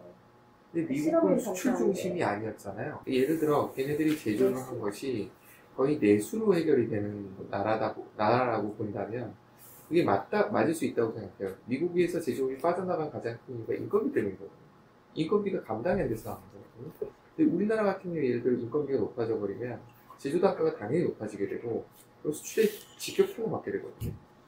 그럼 이건 어떻게 될 거냐라는 생각이 드는 거예요. 세제들을 줘서 불려들어. 그것 때문에 이제 스마트 팩토리 해야 된다고 얘기를 하는 거예요. 그러니까요. 그렇게 되면 다시 또 고용을 줄어들어 버리거든요. 그러니까 그렇게 하면 또 이제 분배로 나가게 되는데, 네, 분배로 나가는데 이제 스마트 팩토리가 되면 일단 어디서 만들지 아무 상관이 있거든요. 사실 인건비가 거의 제로인 상태니까. 쓰려는 테크노벨이 없이. 네, 그래서 이제 해서 우리나라에서 그걸 만들면 일단 우리나라 GDP 올라갈 거잖아요. 그러니까 이 번 거를 이제 분배를 하라는 거예요. 그러니까요. 그렇게 되면 어느 산업을 해도 마찬가지라는 얘기가 돼버리는 얘기가 되는 거예요. 굳이 제조업이 들어와 있는 게 의미가 없어진다는 얘기가 되는 거죠. 제가 드린 얘기는 그건 거죠. 그러니까 그게 이제 근데 바로 시점이 있으니까 바로 전반적으로 모든 산업에 딱 적용되진 않고 단계가 있을 거잖아요. 근데 과연 근데 그럴까요? 현대 시대에 와서는 어떤 산업이든지 뭔가 고용 감소로 이어지기 때문에 네, 정부의 역할이 더 중요하다. 그랬을 때 이제 뭐 세금을 더 법인세 한다든가. 받아서. 그러니까 기업에 대해 배분을 위해서 최저임금 상승이 필요한 것 같습니다. 근데 이거 끝날 수 없는 논쟁인 네. 거잖아. 기업에 세금을 잘 뜯어야 되죠. 9시 50분이니까 빨리. 벌써 9시 벌써? 끝났는데 그러면? 어이, 오바했네요. 죄송합니다. 그만할까요? 빨리 끝내야 돼. 10시 원래 뭐 9시 반까지 끝내야 돼. 정리. 네, 그래서 이제 빨리 하겠습니다. 그 촛불에서 문재인 정부 바뀐 게 또 최저임금제 그리고 중국과의 관계 개선. 예전에 이제 박근혜 정부 때 이제 사드 문제로 중국 이제 수출도 안 되고 막 이랬었는데 이제 문재인 정부에서 계속 중국과의 관계를 우호적인 협력 관계를 하면서 그런 조치도 풀리고 이러면서 좋아질 거다라고 하는 게 이제 두 가지 측면, 그러니까 왜 촛불이 바꿨는지에 대한 설명이고요. 그다음에 이제 소득 증가값이 바뀐다. 이거는 이제 소득이 안 느는데도 소비가 증가한다. 그래서 가계 소득이 증가하는데 줄어드는데 오히려 소득이 증가하고 있다. 이거는 교육 조건 때문에 바뀐 거다. 그 이유가 이제 이거는 이제 국민 총생 소득으로 얘기하는데 이게 아까 그 GDP에서 교육 조건의 영향을 고려한 게 이제 GDI, 국민 총소득이라는 건데, 그래서 수입품의 가격이 오르면 오히려 우리 이제 소득 측면에서는 소득이 증가하는 거고, 그러니까 우리가 수입하는 제품, 석유 같은 게 떨어지면 오히려 이제 소득이 증가해서 소비가 증가한다. 그래서 아까 그 GDP에서 이제 교육 조건의 변화를 반영한 게 GDI인데, GDI가 이제 소비로 연결이 되는 건데, 그 주요 품목의 수출 단가 상승률을 보면 이제 반도체는 20% 단가가 뛰었고, 석유 가격은 지금 엄청 많이 떨어졌죠. 요즘에 다시 오르긴 했지만 셰일가스로 인해서 오일 가격이 많이 줄어들면서, 그래서 아까 말씀드렸듯이 이제 수출품의 가격은 올라가고 수입품의 가격은 떨어지면서 GDI가 성장해서 좋아져서 소비가 증가한 거다. 그래서 정리를 하면 정부 지출의 변화. 정부 지출이 그때 SOC에서 이제 민간 소비를 많이 바뀌고 국제 여건의 변화로 민간 소비 활성화가 기대된다. 그래서 소비 측면에서도 긍정적이다. 그래서 정리를 하면 아까 수출도 다변화되고 첨단 산업 수출 비중 높아지고 반도체 수요 증가로 인해서 수주가 증가할 거고, 그리고 2017년 3분기에 이미 그게 나타났고, 그리고 두 번째 이제 투자 측면에서도 건설이나 주택 토목 투자는 어렵지만 설비 투자는 증가하고 있고, 그래서 설비 투자 측면에서도 좋고, 3번에서 이제 정부 정책 변화와 교육 여건 변화, 저소득층 지원 활성화, 중국과의 관계 개선에서 민간 소비 활성화돼서 소비 측면에서 좋다. 그래서 GDP를 구성하면서 좋아서 올랐다. 좋아서 네. 2018년대 한국 경제는 3% 이상 성장할 거다. 그래서 여기에 민간 소비까지 붙으면서 경제 성장 원년이 될 것이다. 근데 여전히 양극화 문제는 존재해서 차이 통합처럼 해결해야 한다. 이게 결론입니다.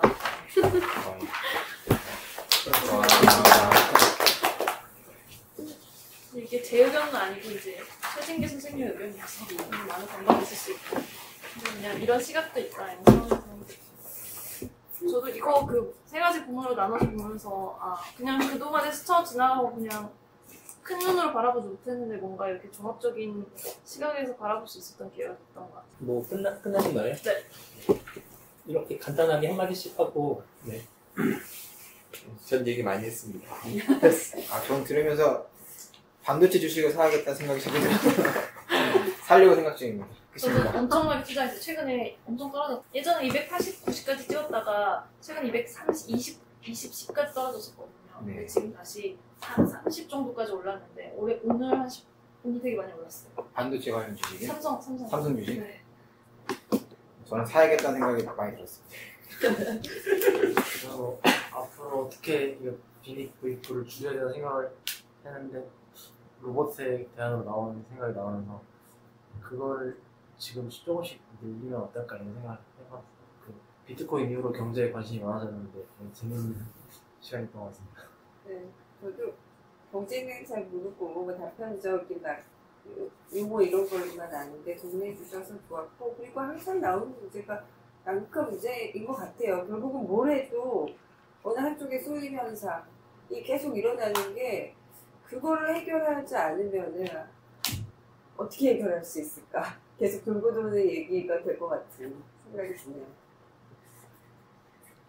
이런 그 큰 흐름과 나의 삶과는 어떻게 연결을 지어야 되나 이런 측면이 좀 많이 생각이 들었어요. 뭐 이렇게 내가 삼성 사장도 아니니까 주식 투자. 주식도 갖고 돈을 갖고 있어야 연결고리는 주식밖에 없습니다. 그러니까 뭔가 그 그런가요? 액면보다 한다고 하니까 이제 주식이 그거 말고 좀 더 좀 새로운 것은 없을까? 실제 뭐 그런 고민이 좀 드네요. 저는 이런 것도 있구나. 재밌게 들었습니다. 준비량이 굉장히 많다는 생각을 어떻게 준비해야 될까 그런 걱정. 매번 이렇게 많은 이게 프린트가 나오지 않고요. 이게 너무한 건 아니죠? 네, 아무것도 없을 때도 있습니다. 근데 네, 부담을 많이 안 가지고 어떻게 재밌으셨어요? 예, 저는 굉장히 다른 참석한 전문 분야셔서. 아니, 저는 참석한 이유가 아니라 하나 다른 생각을 듣고 싶었었던 것 같아요. 제가 생각을 확장시키고 싶어서 다른 분이 얘기 듣고 싶어 하는데 그런 부분에서 되게 재밌게 들어줬습니다. 네, 저는 뭐 잘 모르는 분야고 관심도 별로 없는 분야라서 어떤 말이 오갈지 궁금해서 나왔는데요. 그래 너무 신기한 게 제가 다 이해를 했다는 엄청난 속도에 놀라면서 이해를 했다는 걸 제가 확인해서 너무 좋았어요. 재밌었습니다.